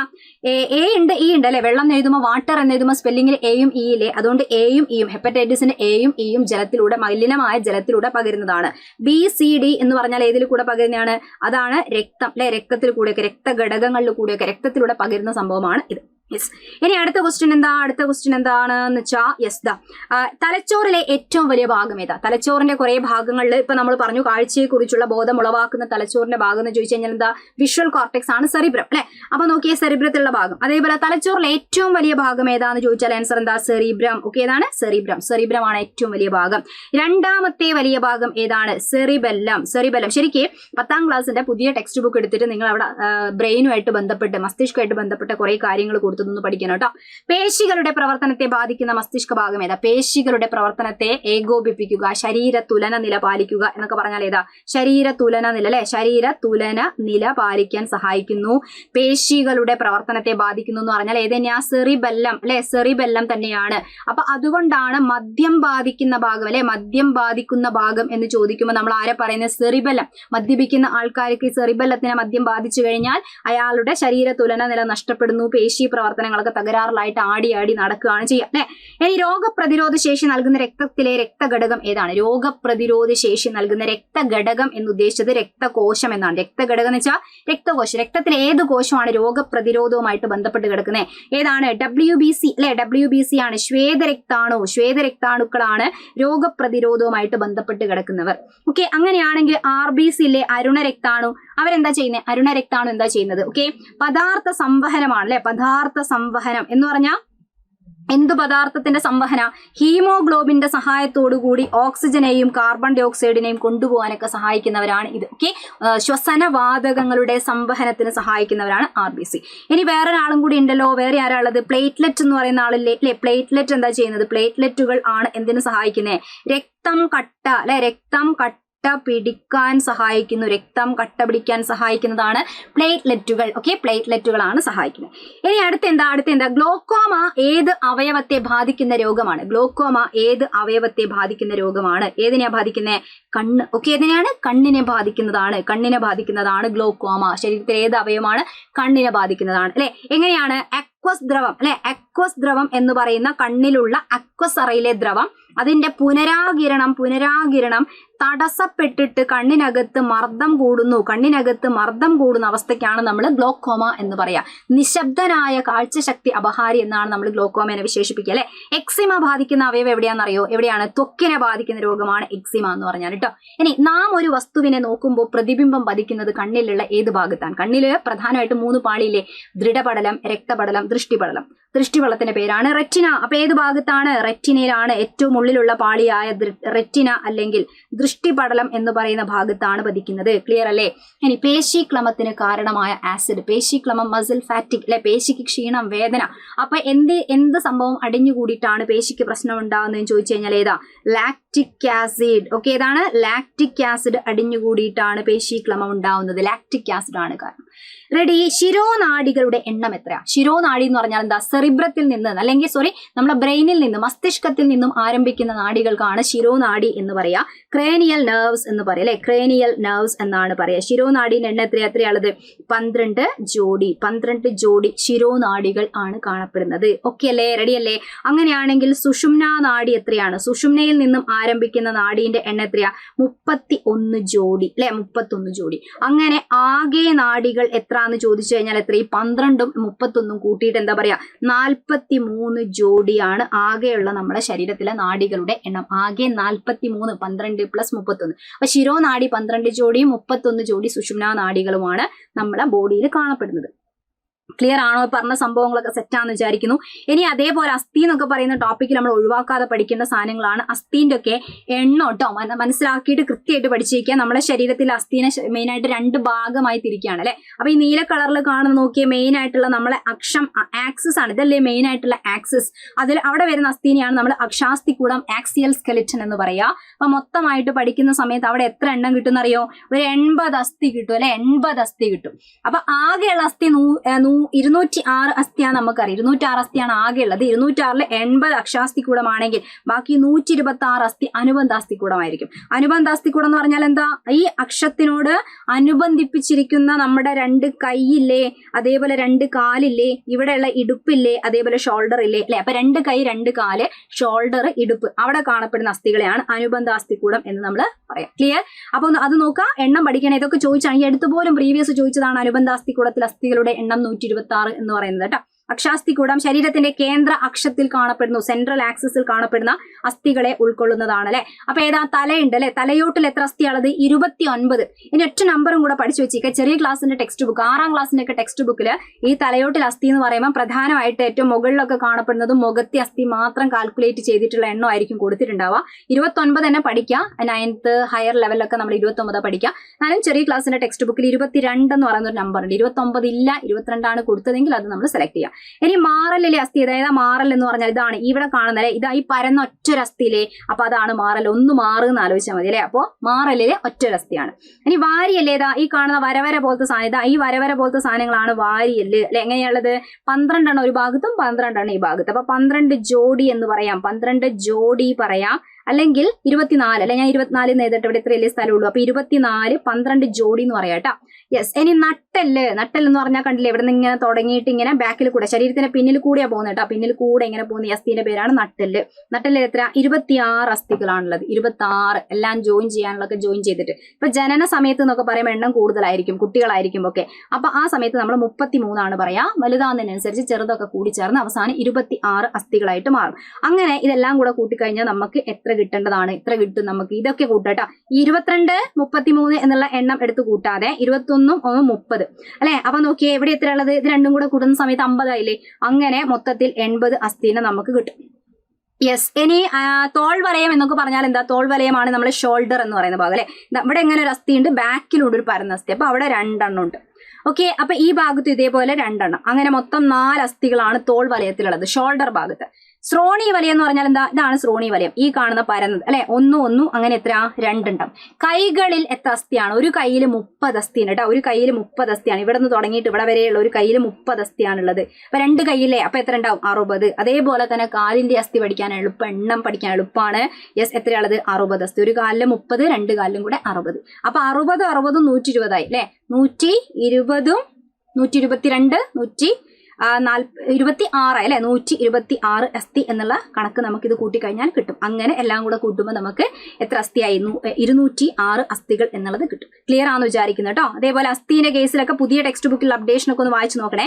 അസ്ഥീനെ പൊതിഞ്ഞു കാണപ്പെടുന്ന ആവരണം എന്നൊക്കെ പറഞ്ഞുകൊണ്ട് ഇവിടെ കൊടുത്ത് നിങ്ങൾക്ക് കാണാം. അസ്ഥി ശരീരത്തിന്റെ ഭാരത്തിന്റെ 18% അസ്ഥി വരും. ഓക്കെ, 18% വരും. അതേപോലെ നോക്കിയേ, ശരീരത്തിന് ഘടനയും താങ്ങും സംരക്ഷണമൊക്കെ നൽകുന്നു. നോക്കിയേ, ശരീരത്തിന് ഓരോ അസ്ഥീനെയും പൊതിഞ്ഞു കാണപ്പെടുന്ന ഭാഗത്തിന്റെ പേരാണ് പെരിയോസ്റ്റിയം. Okay, periosteum. നമ്മൾ പെരികാർഡിയം കേട്ടിട്ടില്ലേ, ഹൃദയത്തിൻ്റെതാണ്. അപ്പൊ അതേപോലെ പെരിയോസ്റ്റിയം എന്ന് പറഞ്ഞാൽ അസ്ഥീനെ പൊതിഞ്ഞു കാണപ്പെടുന്നതാണ്. അസ്ഥീന്റെ ഘടന പഠിക്കും, അസ്ഥീനെ മുറിച്ചു പഠിക്കും. അസ്ഥിക്കകത്ത് എന്തുണ്ട്? രക്തക്കുഴലുകൾ കാണുന്നില്ലേ, രക്തക്കുഴലുകളും നാഡികളും എല്ലാം നമുക്ക് അസ്ഥിക്കകത്ത് കാണപ്പെടുന്നു. ഓക്കെ, അപ്പൊ ഈ രക്തക്കുഴലിൽ കൂടെയാണ് പോഷകങ്ങളും സംഭവങ്ങളും ഒക്കെ വരിക. അതേപോലെ അസ്ഥിയിൽ കാണുന്ന കോശങ്ങളാണ് ഈ കൊടുത്തിരിക്കുന്ന അസ്ഥിന്റെ കോശങ്ങളാണ്. പിന്നെ അസ്ഥിക്ക് ബലം കിട്ടാൻ വേണ്ട സാധനമാണ് കാൽസ്യം ഫോസ്ഫേറ്റും, പ്രധാനപ്പെട്ടതാണ് അല്ലെ. അതേപോലെ കൊളാജൻ, പ്രോട്ടീൻ, ലവണങ്ങൾ എന്നിവ അസ്ഥിക്ക് കാഠിന്യവും ബലവും നൽകുന്നു. അസ്ഥിന്റെ വളർച്ച, കേടുപാട് പരിഹരിക്കൽ, ധാതുക്കളെ നിക്ഷേപിക്കൽ, ഇതിനൊക്കെ സഹായിച്ച് അസ്ഥിനെ സ്ട്രോങ് ആക്കി മാറ്റാൻ സഹായിക്കുന്ന കോശത്തിന്റെ പേരാണ് ഓസ്റ്റിയോബ്ലാസ്റ്റ് കോശങ്ങൾ എന്നാണ് പറയട്ടെ. അസ്ഥിക്ക് വളർച്ച, കേടുപാട് പരിഹരിക്കുക, ധാതുക്കളെ നിക്ഷേപിച്ച് അസ്ഥി ശക്തവും ദൃഢവുമാക്കുക, ഇതിനൊക്കെ സഹായിക്കുന്ന അസ്ഥിയിലെ കോശത്തിന്റെ പേരാണ് ഓസ്റ്റിയോബ്ലാസ്റ്റ്. അതേപോലെ ഓസ്റ്റിയോസൈറ്റ് എന്ന് പറയുന്നതുണ്ട്. അസ്ഥി നിർമ്മിച്ച കോശങ്ങളാണ് കേട്ടോ. ഓസ്റ്റിയോസൈറ്റ് എന്ന് പറഞ്ഞാൽ, ഓസ്റ്റിയോസൈറ്റ് എന്താ? അസ്ഥി നിർമ്മിച്ച കോശം എന്നാണ്. അസ്ഥി നിർമ്മിച്ച കോശങ്ങൾ എന്ന് പറയുമ്പോൾ ഓസ്റ്റിയോസൈറ്റും പറയും. ഓസ്റ്റിയോബ്ലാസ്റ്റ് വേറെ, അതിന്റെ കേടുപാട് പരിഹരിക്കാനൊക്കെ വേണ്ടിയിട്ടുള്ള കോശങ്ങളാണ് ഓസ്റ്റിയോബ്ലാസ്റ്റ്. പെരിയോസ്റ്റിയോ എന്ന് പറയുന്ന വാക്ക് മറക്കണ്ട, പ്രീവിയസ് ചോദിച്ച ക്വസ്റ്റൻ ആണ്, പ്രീവിയസ് ചോദിച്ച സംഭവമാണ്. ക്ലിയർ അല്ലേ? അങ്ങനെ അസ്ഥിന്റെ ഭാഗങ്ങളൊക്കെ നന്നായിട്ടൊന്ന് ക്ലിയർ ആയിട്ട് പഠിച്ചു വെച്ചേക്കാം. അതേപോലെ തന്നെ നമ്മൾ ടെക്സ്റ്റ് ബുക്കിലൊക്കെ ഒഴിവാക്കാൻ പറ്റാത്ത സംഭവമാണ് അസ്ഥി സന്ധികളെ പേര്. ഇപ്പൊ കീലസന്ധി എന്ന് പറഞ്ഞാൽ എവിടെ കാണുന്ന? കഴുത്തിൽ കാണപ്പെടുന്ന സന്ധിയാണ് അല്ലെ. കഴുത്തിൽ കാണപ്പെടുന്ന ഈ ഭാഗത്ത്. കീലസന്ധിന്റെ ഇംഗ്ലീഷ് ആണ് പിവട്ട് എന്ന് പറഞ്ഞാൽ. പിവട്ട് സന്ധി എന്നാണ് പുതിയ ബുക്കിൽ കൊടുത്തത്, പഠിച്ചു വെക്കുക. അതുപോലെ നമ്മളെ ഷോൾഡർ അല്ലെ, ഈ ഷോൾഡർ ഭാഗം, അതുപോലെ ഈ ഇടുപ്പിന്റെ ഭാഗം, ഇവിടെയൊക്കെ കാണപ്പെടുന്ന സന്ധിയാണ് ഗോളര സന്ധി എന്നാണ് പറയുക. ഇതിന്റെ ഇംഗ്ലീഷ് ആണ് പുതിയ ബുക്കിലുള്ളത്, ബോൾ ആൻഡ് സോക്കറ്റ്. ഇത് ഇംഗ്ലീഷ് വേർഡ് ആണ് കേട്ടോ, ബോൾ ആൻഡ് സോക്കറ്റ്. അതിന് മലയാളം സോക്കറ്റ് ആണ്, സോക്കറ്റ്.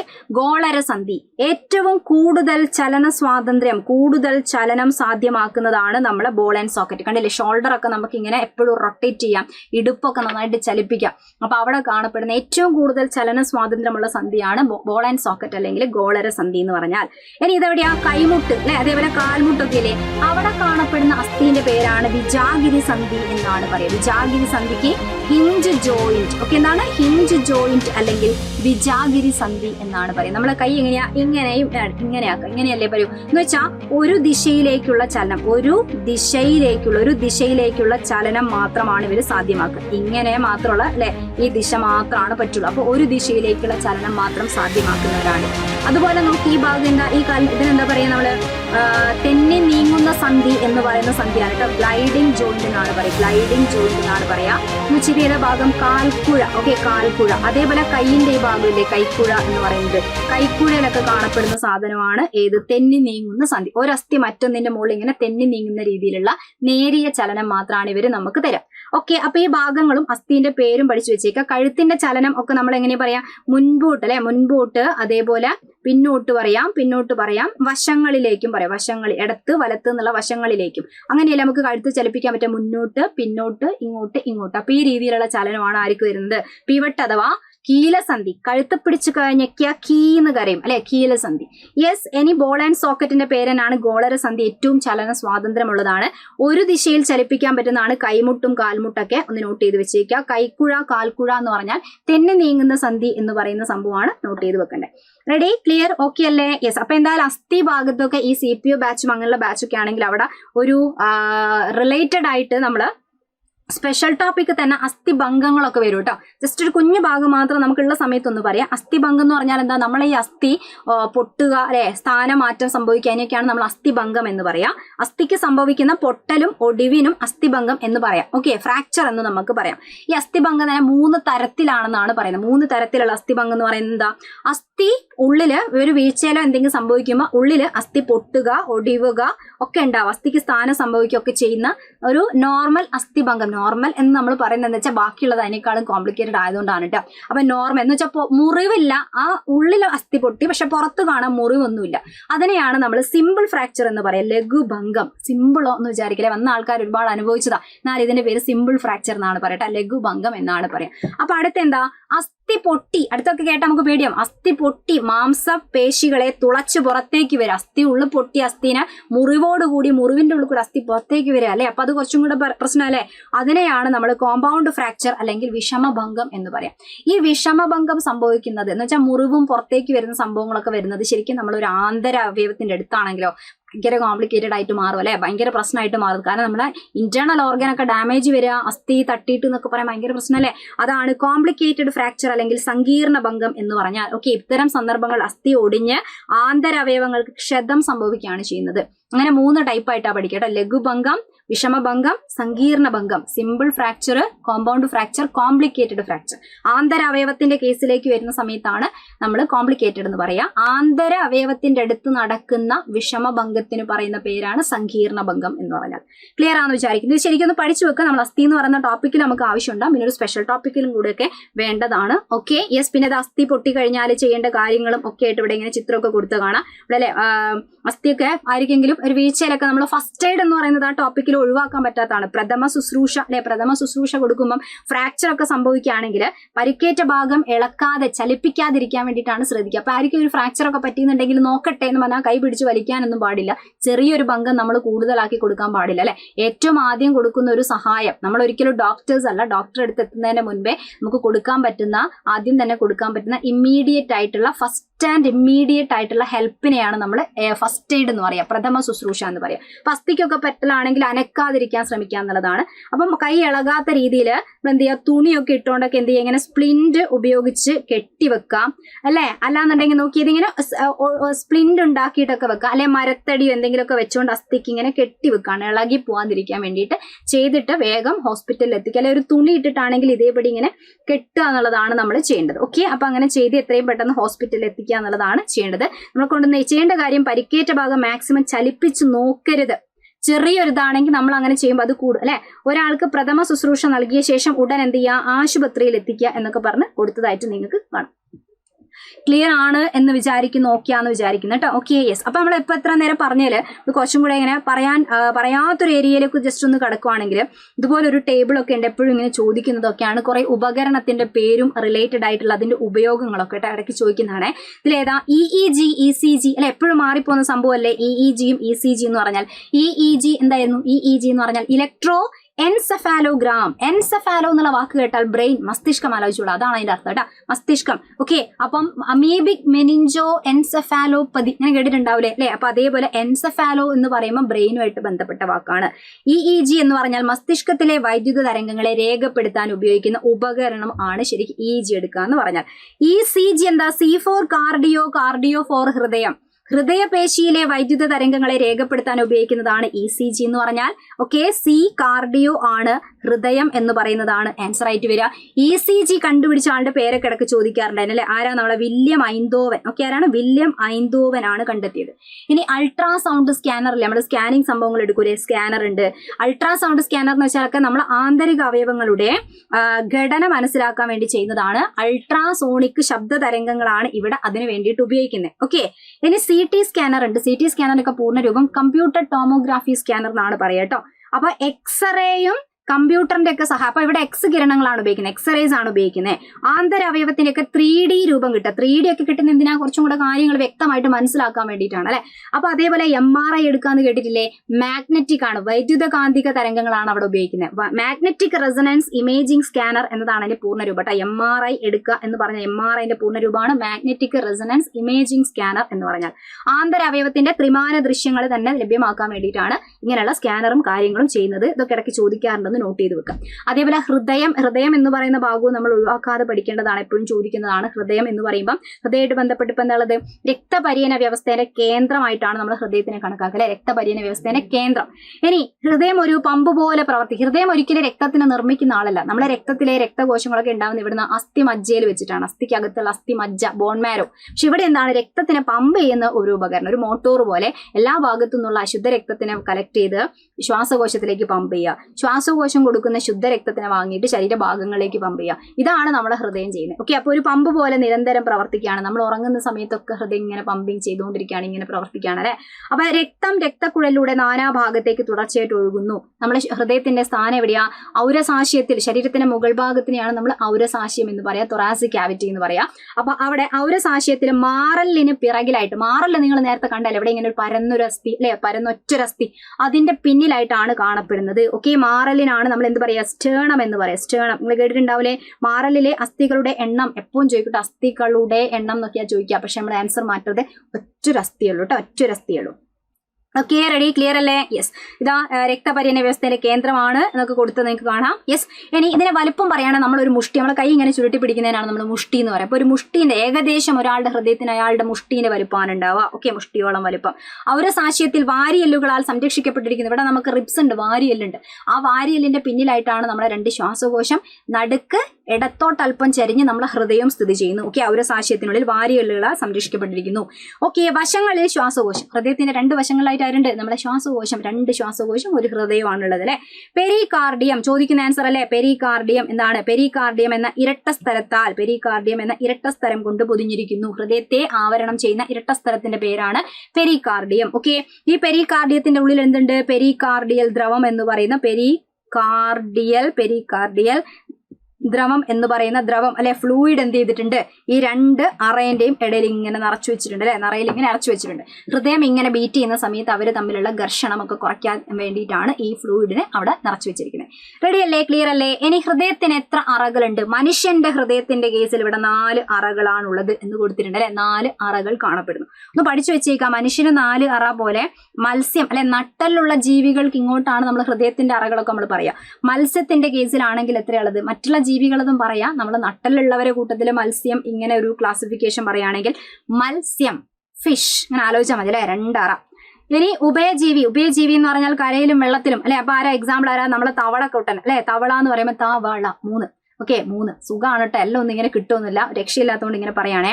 ഇനി അത് കഴിഞ്ഞാൽ ആരാ? ഉരകമാണ് അല്ലെ. ഉരകം എന്ന് പറഞ്ഞാൽ ആരാ? പല്ലി അല്ലെ, പാമ്പ്, ഇങ്ങനത്തെ സാധനങ്ങളൊക്കെ അല്ലെ ഉരകം. യെസ്, 3 തന്നെ പറയാം. പക്ഷേ ഉരകത്തിന്റെ കൂട്ടത്തിൽ മുതല ഉരകമാണെങ്കിലും മുതല വല്ലാത്തൊരു മുതലായതുകൊണ്ട് 4 അറയാണുള്ളത്. സ്പെഷ്യൽ കേസ് ആണ് കേട്ടോ. മുതലയ്ക്ക് 4 അറ. ഇനി അടുത്ത ആരാ? പക്ഷികൾ അല്ലെ. പക്ഷികൾക്ക് എത്ര അറകളുണ്ട്? പക്ഷികൾ എന്ന് എഴുതിയാൽ 4 ഇനി മനുഷ്യനാണ്. മനുഷ്യൻ എത്ര അറയുണ്ട്? മനുഷ്യൻ ഉൾപ്പെടെയുള്ള സസ്തനികൾക്കാണ്. മനുഷ്യൻ ഉൾപ്പെടെയുള്ള എല്ലാ സസ്തനികൾക്കും 4 അറയാണുള്ളത്. അപ്പൊ ആ 4 അറ എന്ന് പറയുന്ന എണ്ണം ആണ് ഈ കൂട്ടത്തിൽ ഏറ്റവും വലുത്. നോട്ട് ചെയ്ത് വെച്ചേക്ക്. അപ്പൊ 4 അറകൾ ആണ് ഉള്ളത്. ഓക്കെ, റെഡി അല്ലേ? ഇനി മനുഷ്യന്റെ ഭ്രൂണത്തിന്റെ ഹൃദയം സ്പന്ദിക്കാൻ തുടങ്ങുന്നത് എപ്പോ? നമ്മളെ നമ്മൾ ഭ്രൂണമായി വളർന്നു വരുമ്പം എപ്പോ തൊട്ടാണ് നമ്മൾ ഹാർട്ട് ബീറ്റ് ചെയ്ത് തുടങ്ങുന്നത്? ഭ്രൂണത്തിന് വരും 22 ദിവസം പ്രായമാകുമ്പം തൊട്ട് നമ്മളെ ഹൃദയം ബീറ്റ് ചെയ്ത് തുടങ്ങുകയാണ്. അത് നിൽക്കുന്നത് നമ്മളെ മരണത്തോടു കൂടി മാത്രം. യെസ്, ശരാശരി ഹൃദയസ്പന്ദന നിരക്ക് എത്രയാണ്? ശരാശരി നിരക്ക് എത്രയാ? 72 ടൈംസ് അല്ലെ, 72 തവണ ഒരു മിനിറ്റില് ശരാശരി 72 തവണയാണ് നമ്മൾ ഹാർട്ട് ബീറ്റ് ചെയ്യുക കേട്ടോ. ശ്വസന നിരക്ക് ചോദിച്ചാൽ 12 മുതൽ 16 തവണയാണ്. മാറിപ്പോവരുത്. ശ്വസന നിരക്ക് നമ്മളിങ്ങനെ ശ്വാസോച്ഛ്വാസ നിരക്കില്ലേ, അത് വേറെയാണ്, ഇത് വേറെയാണ്. ഇത് നമ്മൾ ഹാർട്ട് ബീറ്റ് ചെയ്യുന്ന നിരക്കാണ്. ഹൃദയ അറേന്റെ സങ്കോചമില്ലേ, ഹൃദയം ഇങ്ങനെ സങ്കോചിക്കും നിവരും. സങ്കോചത്തിന് പറയുന്ന പേരെന്താ? സിസ്റ്റോൾ എന്നാണ് പറയുക. സിസ്റ്റോൾ. പഴയ ബുക്കിൽ ചിലപ്പോൾ സിസ്റ്റോളി എന്ന് കൊടുത്തിട്ടുണ്ടാകും. കാരണം നമ്മൾ ഇങ്ങനെയാണ് സ്പെല്ലിംഗ് വരിക. അപ്പൊ ചിലരിങ്ങനെ സിസ്റ്റോളി എന്ന് വായിക്കും, സിസ്റ്റോൾ എന്ന് വായിക്കും. സിസ്റ്റോൾ എന്ന് നോട്ട് ചെയ്യുക കേട്ടോ. ഹൃദയ അറേന്റെ വിശ്രാന്താവസ്ഥയ്ക്ക് പറയുന്ന പേരെന്താ? വിശ്രാന്താവസ്ഥ എന്ന് വെച്ചാൽ ബാക്ക് ടു നോർമൽ, പഴയ പൂർവ്വസ്ഥിതി എന്നാണ് അർത്ഥം കേട്ടോ. വിശ്രാന്താവസ്ഥ അല്ലെങ്കിൽ പൂർവ്വസ്ഥിതിക്ക് പറയുന്ന പേര്, പഴയ അവസ്ഥയിലേക്ക് തിരിച്ചു വരുന്നതിന് പറയുന്ന പേരെന്താ? ഡയസ്റ്റോൾ. ഓക്കെ, എന്താ പറയാ? ഡയസ്റ്റോൾ എന്നാണ് പറയാം. അപ്പോൾ ഒരു ഹാർട്ട് ബീറ്റിന് എടുക്കുന്ന സമയം, ഒരു മിനിറ്റിൽ 72 പ്രാവശ്യം ഇങ്ങനെ ബീറ്റ് ചെയ്യും. ഒരു പ്രാവശ്യം ഇങ്ങനെ സങ്കോചിച്ച് വികസിക്കാൻ എടുക്കുന്ന സമയം എത്രയാണെന്ന് വെച്ചാൽ എത്രയാ? അത് 0.8 സെക്കൻഡ് ആണ്. 0.8 സെക്കൻഡ് ആണ്. മാറിപ്പോവരുത് കേട്ടോ. ഇതൊക്കെ നമ്മളെ ടെക്സ്റ്റ് ബുക്കിലൊക്കെ കൊടുത്താൽ നിങ്ങൾക്ക് കാണാം. ഇതാ 0.8 സെക്കൻഡ് വേണ്ടി വരും. ഒരു സിസ്റ്റളിയും ഡയസ്റ്റളിയും ചേർന്നതാണ് ഒരു ഹാർട്ട് ബീറ്റ്. ഒരു സിസ്റ്റളിഞ്ച സങ്കോചിക്കുക, ഡയസ്റ്റളിഞ്ച പൂർവ്വസ്ഥിതി, അത് രണ്ടും കൂടെ ചേർന്നതാണ് ഒരു ഹാർട്ട് ബീറ്റ്, ഒരു ഹൃദയസ്പന്ദനം. അതിന്റെ ടൈമാണ് 0.8 സെക്കൻഡ് വേണ്ടി വരും. ഓക്കെ, ഹൃദയ അറേന്റെ സങ്കോചത്തിനാണ് നമ്മൾ സിസ്റ്റളി ഓർ സിസ്റ്റോൾ എന്ന് പറയാം കേട്ടോ. ഈ ഘട്ടത്തിൽ രക്തം എന്ത് ചെയ്യാണ്? ഹൃദയം സങ്കോചിക്കുമ്പോൾ രക്തം എന്ത് ചെയ്യാണ്? മുകളിലത്തെ അറയിലുള്ള രക്തം താഴേക്ക് വരും അല്ലെ. ഏട്രിയങ്ങളിൽ നിന്ന് വെൻട്രിക്കിളിലേക്ക് വരും. ഏട്രിയമാണ് മുകളിലത്തെ അറ, വെൻട്രിക്കിളാണ് താഴെയുള്ള അറ. പിന്നെ എന്ത് ചെയ്യാണ്? താഴെ ഭാഗം സങ്കോചിക്കുമ്പോൾ രക്തം താഴെ നിന്ന് പുറത്തേക്ക് പോവാന്ന് വെച്ചാല് അവിടെ നിന്ന് എന്ത് ചെയ്യാണ്? പുറമേക്ക് പോകുന്നു എന്ന് പറഞ്ഞാൽ ശ്വാസകോശത്തിലേക്ക് പമ്പ് ചെയ്യപ്പെടും. അതേപോലെ മഹാധമനിയിൽ കൂടെ ശരീരത്തിന്റെ ഭാഗത്തേക്കും എന്ത് ചെയ്യാണ്? പുറന്തള്ളപ്പെടുകയാണ് ചെയ്യുക. റെഡി? ക്ലിയർ? ഓക്കെ അല്ലേ? യെസ്. ഇനി മനുഷ്യ ഹൃദയത്തിന്റെ അറേന്റെ എണ്ണം എത്രയാണ്? 4 പറഞ്ഞു. മുകളിലത്തെ അറേന്റെ പേരാണെന്ത്? ഏട്രിയം അല്ലെ. ഏട്രിയം എന്നാണ് പറയാം. ഓറിക്കിൾ എന്നും പറയാം, ഏട്രിയം എന്നും പറയാം. താഴെയുള്ള അറകൾക്കാണ് നമ്മൾ എന്ത് പറയാ? വെൻട്രിക്കിൾ എന്ന് പറയാ. വെൻട്രിക്കിൾ. ഇനി ഹൃദയത്തിന്റെ വലത് ഇടത് 2 ഭാഗമാക്കി മാറ്റിയിട്ടാണ് നമ്മൾ പഠിക്കുക. ഇതൊരു ഹൃദയമാണെങ്കിൽ നമ്മുടെ ഹൃദയത്തിന് വലതും ഇടതും 2 ഭാഗമാക്കിയിട്ടാണ് പഠിക്കുക. അപ്പൊ ഇതാണ് വലതു ഭാഗവും ഇതാണ് ഇടതു ഭാഗം എങ്കിൽ ഈ വലതു ഭാഗത്ത് ഏത് ടൈപ്പ് ബ്ലഡ് ആണ് ഉണ്ടാവുക? ഏതാ ഉണ്ടാവുക? യെസ്, വലതുഭാഗത്തുള്ള രക്തം അശുദ്ധ രക്തമായിരിക്കും. ഏത് രക്തമാണ്? അശുദ്ധ രക്തം. ശരീരത്തിന്റെ എല്ലാ ഭാഗത്തു നിന്നും വരുന്ന അശുദ്ധ രക്തം. അശുദ്ധ രക്തം എന്ന് പറഞ്ഞാൽ എന്താ? ഡീഓക്സിജനേറ്റഡ് ആയിട്ടുള്ള ബ്ലഡ് എന്നാണ് അർത്ഥം. എന്ന് പറഞ്ഞാൽ ഓക്സിജന്റെ അളവ് കുറവ്, ഓക്സിജൻ കുറവുള്ള ബ്ലഡിനെയാണ് അശുദ്ധ രക്തം. അതാണ് വലതു ഭാഗത്ത് നിന്നറിയാം, ഈ ഭാഗത്ത് നിന്നറിയാം. ഇടതു ഭാഗത്ത് എന്ത് രക്തം ഉണ്ടാവുക? ശുദ്ധ രക്തമാണ് ഉണ്ടാവുക. അശുദ്ധ രക്തം ഓക്സിജനേറ്റഡ് ആയിട്ടുള്ള ബ്ലഡ് ആണ്. ഓക്സിജൻ കൂടുതലുള്ള ബ്ലഡ് ആണ്. ഓക്സിജൻ കൂടുതലുള്ള ബ്ലഡ് ആണ് എവിടെ ഉണ്ടാവുക? ഇടതു ഭാഗത്ത് ഉണ്ടാവുക എന്ന് നോട്ട് ചെയ്ത് വെക്കും. ശരീരത്തിന്റെ എല്ലാ ഭാഗത്തു നിന്നും വരുന്ന അല്ലെ ഊർദ്ധ മഹാസിര അധോ മഹാസിര വഴി അശുദ്ധ രക്തം വന്ന് ആദ്യം നിറയുന്നത് എവിടെയാ? ആദ്യം നിറയുന്നത് ഈ വലതുള്ള ഏട്രിയത്തിൽ. പിന്നെ വലത് വെൻട്രിക്കിളിലേക്ക് വരും. വലത് വെൻട്രിക്കിളിൽ നിന്നാണ് ശ്വാസകോശ ധമനി വഴി ശ്വാസകോശത്ത് പോവുക. എന്നിട്ട് ശ്വാസകോശം ശുദ്ധീകരിച്ചു കൊടുക്കും. അതിനെ ശ്വാസകോശ സിര കൊണ്ടുവന്നിട്ട് ഇടത് ഏട്രിയത്തിൽ നിറയ്ക്കും. എന്നിട്ട് ഇടത് വെൻട്രിക്കിളിലേക്ക് വരികയാണ് ചെയ്യുക. ഇവിടെ നിന്ന് പിന്നെ മഹാധമനി വഴി എല്ലാ ഭാഗത്തേക്കും പോവുകയാണ് ചെയ്യുക കേട്ടോ. പിന്നെ ഹൃദയം പഠിക്കുമ്പോൾ നിർബന്ധമായിട്ടും നോട്ട് ചെയ്യേണ്ട സാധനമാണ് അതിന്റെ വാൽവിന്റെ പേര്. വലത്തെ ഏട്രിയത്തിനും വലത്തെ വെൻട്രിക്കിളിനും ഇടയിലുള്ള വാൽവിന്റെ പേരാണ് ത്രിദള വാൽവ് എന്നാണ് പറയുക കേട്ടോ. ട്രൈകസ്പിഡ് വാൽവ് എന്നാണ് പറയുക. Tricuspid valve. ഈ ഇടത്തെ ഏട്രിയം ആണെങ്കിൽ ദ്വിദള വാൽവ്, മിട്രൽ വാൽവ് എന്ന് പറയാം, ബൈക്കസ്പിഡ് വാൽവ് എന്ന് പറയാം. അപ്പൊ മിട്രൽ വാൽവ് എന്ന് വിളിക്കുന്ന ബൈക്കസ്പിഡിനെയാണ്. ബൈക്കസ്പിഡ് എന്ന് വെച്ചാൽ ഇടത് ഭാഗത്തുള്ളതാണ് കേട്ടോ. വലത് എന്നുള്ളതിന് എങ്ങനെയായിരുന്നു? നമ്മൾ റൈറ്റ് സൈഡിലാണ് ട്രൈ എന്ന് ആലോചിച്ച് വെക്കും അല്ലെ. റൈറ്റ് എപ്പോഴും റൈറ്റ് ആയ കാര്യം എന്താ? ട്രൈ ചെയ്തുകൊണ്ടേയിരിക്കുക. ട്രൈക്ക് ഇങ്ങനെ എഴുതിയാൽ എന്താ? ശ്രമിക്കാന്നുള്ള അർത്ഥം. അപ്പൊ വലത് റൈറ്റ് ആയ കാര്യം ട്രൈ ചെയ്യുക. അപ്പൊ റൈറ്റ് ഫോർ വലത് എന്നുള്ള അർത്ഥമുണ്ട് അവിടെ ട്രൈകസ്പിഡ് വാൽവ്. ഓക്കെ, മഹാധമനീന്റെയും ശ്വാസകോശ ധമനീന്റെ ഒക്കെ താഴെ ഘടിപ്പിച്ച വാൽവുകളെയാണ് നമ്മൾ അർദ്ധചന്ദ്രാകാര വാൽവുകൾ എന്ന് പൊതുവെ പറയുന്നത്. അതിന്റെ ഷേപ്പ് വെച്ചിട്ട് മഹാധമനി വാൽവ് എന്നും പറയാം. അതേപോലെ എന്താ പറയാ, ശ്വാസകോശ ധമനി വാൽവ് എന്നും പറയാം. രണ്ടുപേരുടെ ഷേപ്പ് വെച്ചുകൊണ്ട് കോമൺ ആയിട്ട് രണ്ടാളെ നമുക്ക് അർദ്ധചന്ദ്രാകാര വാൽവ് എന്നും പറയാം. റെഡി അല്ലേ? ക്ലിയർ? അപ്പൊ ഇനിയും മനുഷ്യ ശരീരം എന്ന് പറയുന്ന ഒരു സംഭവം ഫുൾ ആകുന്നൊന്നുമില്ല, ഇനിയും നമുക്ക് ഉണ്ട്. നമുക്ക് എന്തായാലും മറ്റൊരു ക്ലാസ്സും കൂടെ ഒക്കെ ഇട്ടുകൊണ്ട് നമുക്ക് ഇതേപോലെ ക്വസ്റ്റ്യൻസ് നിങ്ങൾക്ക് ഓക്കെ ആണെങ്കിൽ കമന്റ് ചെയ്യുക, യൂസ്ഫുൾ ആണെങ്കിൽ പറഞ്ഞാൽ നമുക്ക് ഇനി ഇതേപോലെ വീഡിയോസ് ചെയ്യാം കേട്ടോ. അപ്പൊ ഇതേപോലെ എക്സാം കുറെ കാര്യങ്ങളൊക്കെ വന്നുകൊണ്ടിരിക്കുകയാണ്, കുറെ പേര് പഠിച്ചുകൊണ്ടിരിക്കുകയാണ്, പലരും നമ്മുടെ ബാച്ചിലുണ്ടാവും. അപ്പോൾ കുറെ പേരൊക്കെ പകുതി പഠിച്ച് വെച്ചവരുണ്ടാവാം. അപ്പൊ ഇനിയും ഇതേപോലെയുള്ള കാര്യങ്ങൾ പഠിച്ച് PSC ഒന്നും കൂടെ ഒക്കെ ലെവലാക്കിയിട്ടൊക്കെ പഠിക്കണം എന്ന് ആഗ്രഹിക്കുന്ന ആൾക്കാർക്കാണെങ്കിൽ ടോപ്പിക് വൈസ് ആയിട്ടൊക്കെ എടുത്ത് തുടക്കക്കാരാണെങ്കിൽ പോലും ഇനിയും കാര്യങ്ങളൊക്കെ വളരെ ക്ലിയർ ആയിട്ട് ഓരോ സിലബസ് എന്താണെന്ന് അറിഞ്ഞ് പഠിക്കാൻ വേണ്ടിയിട്ട് നമ്മൾ എന്തായാലും പുതിയൊരു ബാച്ച് സ്റ്റാർട്ട് ചെയ്യാണ്. അപ്പൊ ഇനിയും ഇപ്പൊ ജനറൽ ഫൗണ്ടേഷൻ ബാച്ചൊക്കെ 3rd ബാച്ചൊക്കെ ഉള്ളതൊക്കെ നിങ്ങൾക്ക് അറിയാം. ചിലപ്പോൾ കുറെ ലേറ്റ് ആയതുകൊണ്ട് അഡ്മിഷൻ എടുക്കാതെ പുതിയൊരു ബാച്ചിന് വെയിറ്റ് ചെയ്യുന്നവരുണ്ടാവും. അപ്പൊ അവർക്കൊക്കെ ഒരു സന്തോഷ വാർത്തയാണ്, നമ്മുടെ ജനറൽ PSCന്റെ ഫൗണ്ടേഷൻ ബാച്ച് 4.0 പുതിയ ബാച്ച് സ്റ്റാർട്ട് ചെയ്യാണ് കേട്ടോ. 4th ബാച്ച് സ്റ്റാർട്ട് ചെയ്യാണ്. അപ്പൊ ബാച്ച് സ്റ്റാർട്ട് ചെയ്യുന്നത് April 10 അപ്പം ഇനിയും ജോയിൻ ചെയ്യാൻ ആഗ്രഹിക്കുന്നവരുണ്ടെങ്കിൽ ജോയിൻ ചെയ്യാം. നമുക്ക് തുടക്കം മുതൽ തന്നെ അടിപൊളിയായിട്ട് സിലബസ് അനുസരിച്ച് ഈ ബയോളജി നല്ല എല്ലാ ടോപ്പിക്കും അടിപൊളിയായിട്ട് പഠിച്ചു തുടങ്ങാം. നമുക്ക് April 10 സ്റ്റാർട്ട് ചെയ്യുന്നത്. 1 year ആയിരിക്കും കോഴ്സിന്റെ വാലിഡിറ്റി. ഫീസ് വരുന്നത് 1499 ആയിരിക്കും. ഓക്കെ, റെഡി അല്ലേ? അപ്പൊ എന്തെങ്കിലും ആവശ്യം ഉണ്ടെങ്കിൽ നിങ്ങൾക്ക് ജോയിൻ ചെയ്യുക. റിലേറ്റഡ് ആയ കാര്യത്തിന് ഈ കൊടുത്ത നമ്പർ 99951080 എന്ന് പറയുന്ന 800 എന്ന് പറയുന്ന നമ്പറിലേക്ക് വിളിക്കാവുന്നതാണ്. അതേപോലെ തന്നെ ഫയർ ആൻഡ് റെസ്ക്യൂ ഓഫീസറിന്റെ സ്പെഷ്യൽ ടോപ്പിക്കിന് വേണ്ടിയിട്ട് മാത്രമുള്ള ഒരു റെക്കോർഡഡ് ബാച്ച് ആരംഭിക്കാൻ പോവാണ്. അപ്പൊ ഇങ്ങനെയുള്ള എക്സാമുകൾക്കൊക്കെ +2 ലെവൽ ഇങ്ങനെയുള്ള എക്സാമിന് സ്പെഷ്യൽ ടോപ്പിക് വളരെ ഇമ്പോർട്ടന്റ് ആണ്. 20 മാർക്കിന്റെ അടുത്തുള്ള സ്പെഷ്യൽ ടോപ്പിക് വരും അല്ലെ. അപ്പൊ ആ സ്പെഷ്യൽ ടോപ്പിക്കിന് വേണ്ടിയിട്ടുള്ള റെക്കോർഡഡ് ബാച്ചസ് വരികയാണ്. അതിന് വേണ്ടി മാത്രമുള്ളത്. ആ ബാച്ച് സ്റ്റാർട്ട് ചെയ്യുന്നത് April 6 സ്റ്റാർട്ട് ചെയ്യാണ് കേട്ടോ. അപ്പൊ സ്പെഷ്യൽ ടോപ്പിക് ഒഴിവാക്കാതെ പഠിക്കേണ്ട ഒരു കാര്യം തന്നെയാണ്. അപ്പൊ എക്സാം വരെ ആയിരിക്കും അതിന്റെ വാലിഡിറ്റി ഉണ്ടാവുക. ആ റെക്കോർഡഡ് ബാച്ച് ആയത് കാരണം അതിന്റെ ഫീസും അഫോർഡബിൾ ആയിരിക്കും. ഫീസ് എന്ന് പറയുന്നത് 899 ആണ് അതിന്റെ ഫീസ്. ഓക്കെ, അതുപോലെ തന്നെ നമ്മളെ ഇനി പുതിയ ബാച്ച് എന്ന് പറയുമ്പോൾ കമ്പനി ബോർഡ് LGS ഓൾറെഡി നമ്മൾ 2 ബാച്ചസ് ഒക്കെ ആയിട്ട് ഇങ്ങനെ അടിപൊളിയായിട്ട് മുന്നേറിക്കൊണ്ടിരിക്കുകയാണ്. ഒരുപാട് പേര് വളരെ ക്ലിയർ ആയിട്ട് പഠിച്ചെടുക്കുന്നുണ്ട്. അപ്പോൾ കുറേയൊക്കെ പഠിച്ച ആൾക്കാർക്ക് ഇനി ഒരു ക്രാഷ് ബാച്ച് ആണ് പോകുന്നത്. അപ്പോൾ അതിലേക്കാണ് ജോയിൻ ചെയ്യാൻ വേണ്ടി വെയിറ്റ് ചെയ്യുന്നവരെങ്കിൽ ഇനി ഒട്ടും സമയം കളയാതെ നമ്മളെ ബാച്ചിലേക്ക് വരാം. കമ്പനി ബോർഡ് LGSനുള്ള ക്രാഷ് ബാച്ച് ആരംഭിക്കുകയാണ്. ഓക്കെ, ആ ബാച്ച് നമ്മൾ സ്റ്റാർട്ട് ചെയ്യുന്നത് April 20 അതിന്റെ വാലിഡിറ്റിയും എക്സാമും വരെയാണ് ഉണ്ടായിരിക്കുക. ഓക്കെ അല്ലേ? അപ്പൊ അതിന്റെ ഫീസ് വരുന്നത് 999 ഓൺലി. Okay, ready? യെസ്. അപ്പൊ എന്തായാലും നിങ്ങൾക്ക് കോഴ്സിനെ കുറിച്ചുള്ള കാര്യങ്ങളൊക്കെ അറിയാൻ വേണ്ടിയിട്ട് കോൺടാക്ട് ചെയ്യാവുന്നതാണ് താഴെ കൊടുത്ത നമ്പറിൽ 9995100800. അപ്പൊ എന്തായാലും ഇന്നത്തെ വീഡിയോയിൽ നമ്മൾ ഡിസ്കസ് ചെയ്ത കണ്ടന്റ് ഒക്കെ നിങ്ങൾക്ക് എന്തായാലും ചെറിയ രീതിയിലെങ്കിലും യൂസ്ഫുൾ ആയി കാണുമെന്ന് വിചാരിക്കുന്നു. വീഡിയോ ഓക്കെ ആണെങ്കിൽ ലൈക്ക് ചെയ്യാനും ഷെയർ ചെയ്യാനും മറന്നു വരുത്. അതേപോലെ റിലേറ്റഡ് കണ്ടന്റ് ഇനിയും വേണമെങ്കിൽ നിങ്ങൾക്ക് കമന്റ് ചെയ്യാം. ഓക്കെ, അപ്പൊ നമുക്ക് എല്ലാവർക്കും വീണ്ടും കാണാം. Okay, bye, thank U.